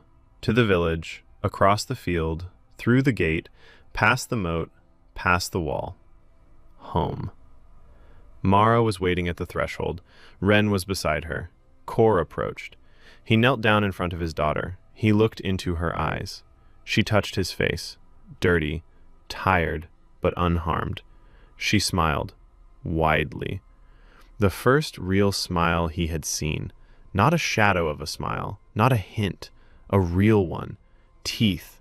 Dimples on her cheeks. Childlike. Alive. Kor lifted her into his arms, hugged her close. She wrapped her arms around his neck, tightly, warm, alive, his. A year had passed. Kor stood on the wall he had built and looked out at Ashmore.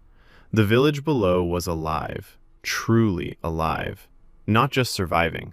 The houses had been repaired, the roofs were new, the walls were insulated. Smoke rose from every chimney. Not smoke from smokehouses, smoke from hearths where normal food was being cooked. Drell had brought grain in the spring, then again in the summer. The fields beyond the western wall were sown. The first harvest was modest, but it was there. Barley, turnips, peas.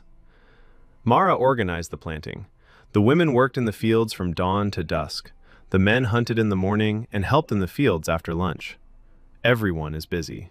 Everyone is needed. Everyone eats twice a day.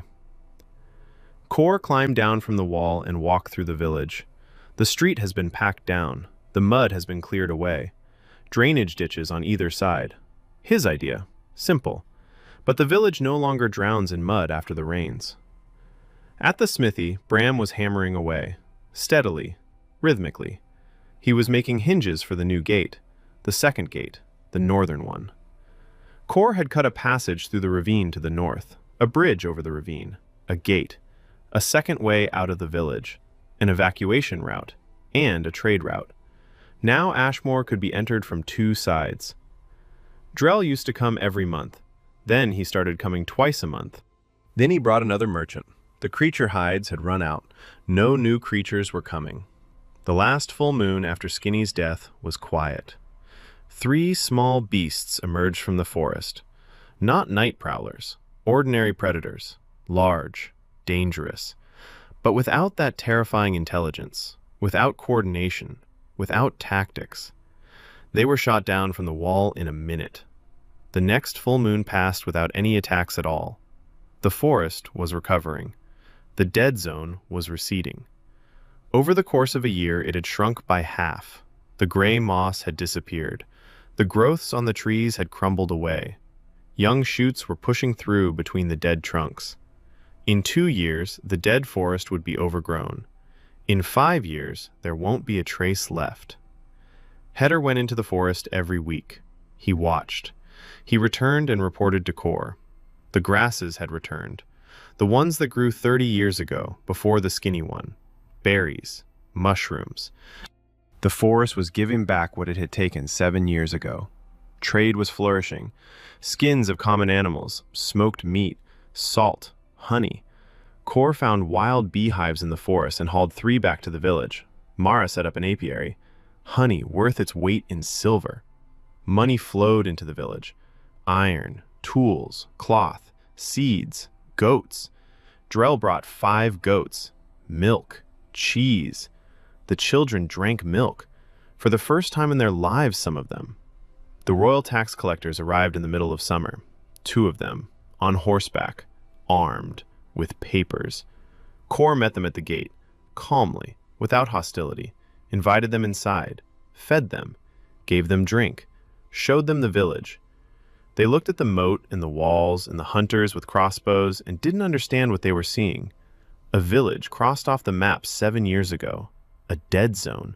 A black mark from the Hunters Guild. And here were well-fed people and a fortified perimeter and a smithy and smokehouses and fields. The senior tax collector pulled out the papers. 7 years of unpaid taxes. A sum that would have crushed Ashmore a year ago. Kor looked at the papers, then at the tax collector. He calmly explained the situation. The village had been abandoned, struck off the maps. For 7 years, the kingdom hadn't sent guards, hadn't repaired the roads, hadn't helped. The village had survived on its own, built its own defenses, cleared the forest itself. Kor proposed a deal. Ashmore would pay the current tax, starting this year. The debt would be written off. In return, the village would ensure the safety of the eastern route, the trade route through the former Black Zone. No one used to travel here. Now they do. Thanks to Ashmore. It's worth 7 years of taxes. The tax collector thought, for a long time.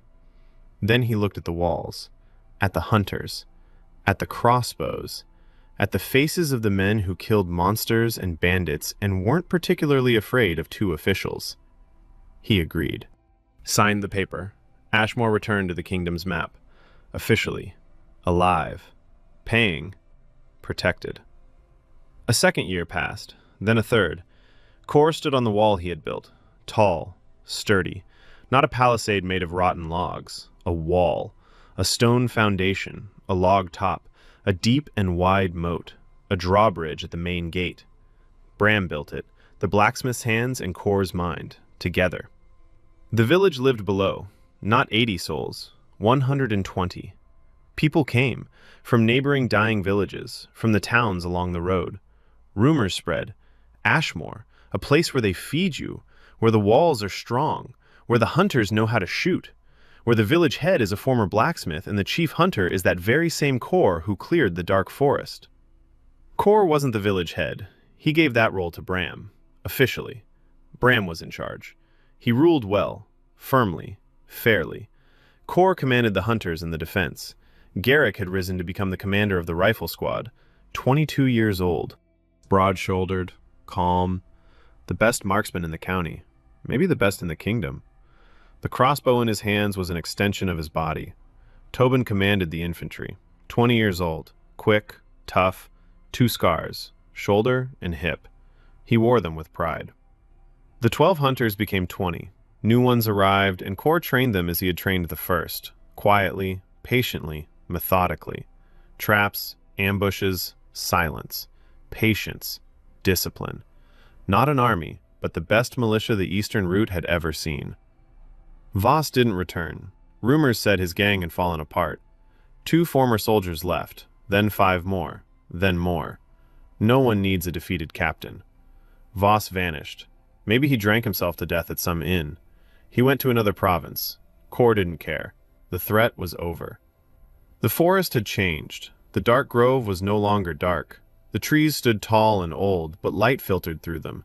The undergrowth was green. Berries grew, mushrooms, wild apple trees on the western edge. The beasts had returned. Normal, healthy. Boars without mutations. Deer, hares, foxes, even wolves, ordinary ones, not nocturnal wanderers, wolves that fear fire and flee from people. Hunters went into the forest every day and returned with game. The traps worked, but now it was possible to simply hunt. With a bow, with a spear, like normal people in a normal forest. Heder had lived to see this, 73 years. He sat by his house and looked at the forest he remembered all too well. The forest had returned. The old man rarely smiled, but now he was smiling. He said he could die in peace. Kor told him not to rush. Heder grinned and replied that he wouldn't rush. He'd wait and see. Mara, 29, had turned into 32. She had changed, no longer a thin, emaciated woman with lifeless eyes. Strong, beautiful in her own way. Her back was straight. Her hands were still calloused, but these were the hands of a mistress, not a slave. She managed the village's affairs. Provisions, trade, distribution. The women obeyed her just as Garrick obeyed Kor, unquestioningly, because she worked harder than anyone and never took more than the others. She laughed. Kor heard her laugh for the first time a month after Skinny. Quiet, hoarse, unfamiliar, as if her throat had forgotten how to do it. Then more often. Ren told her something funny, and Mara laughed, out loud. Kor stood by the door and listened, and that feeling in his chest that the operator couldn't name tightened so much it was hard to breathe. She slept next to him every night. Not on the edge of the cot, next to him, head on his shoulder, hand on his chest. She never cooked leather straps. Meat hung in the pantry. Pots of grain stood there, honey in jugs, salt in sacks. Food. Real food. Plenty. Enough for months to come. And Mara slept peacefully because she knew tomorrow would be the same, and the day after, and a year from now. Ren. 6 became 9. 3 years. She had grown, stretched out, cheeks round, eyes lively, quick, smart. She ran through the village with the other children, laughed, screamed. She fought with the boys and won. She knew how to tie knots, all the ones Kor knew. She knew how to set traps, simple ones, a noose on the trail. Kor taught her, just as he promised. She knew how to shoot a small bow. Tobin made it for her, a small one, light. She could hit a sack from 20 paces, 3 out of 5. For a 9-year-old, that's a lot. Kor taught her every morning, half an hour before breakfast, archery, knots, tracks, the silence of the forest. She listened intently, memorized everything, like Garrick, stubbornly, tightly. She no longer covered her bowl with her hand. She ate calmly, confidently, like a child who knows there will be food tomorrow. And she didn't wake up at night, didn't twitch in her sleep, didn't cry silently into her pillow. She slept the way a child should sleep, soundly, warmly, safely. Kor stood on the wall. Evening. The sun was setting behind the forest. The dark forest stood like a wall on the horizon. But it was no longer dark. Green. Alive. Light filtered through the treetops, and the forest glowed golden in the sunset rays. Beautiful. Ordinary. Not scary. Garrick stood nearby on the wall, silent, staring at the forest. Down by the gate, Tobin was teaching the new hunters to keep formation. His voice was sharp, commanding. From the smithy, Bram's hammer clanged, steady, rhythmic, the sound of life. Somewhere in the village, children were laughing. Kor heard Ren's voice, ringing, loud. She was arguing with a boy from the new settlers. Judging by her tone, she was winning. Mara came out of the house. She looked at the wall. She saw Kor. She raised her hand. She waved. Simply.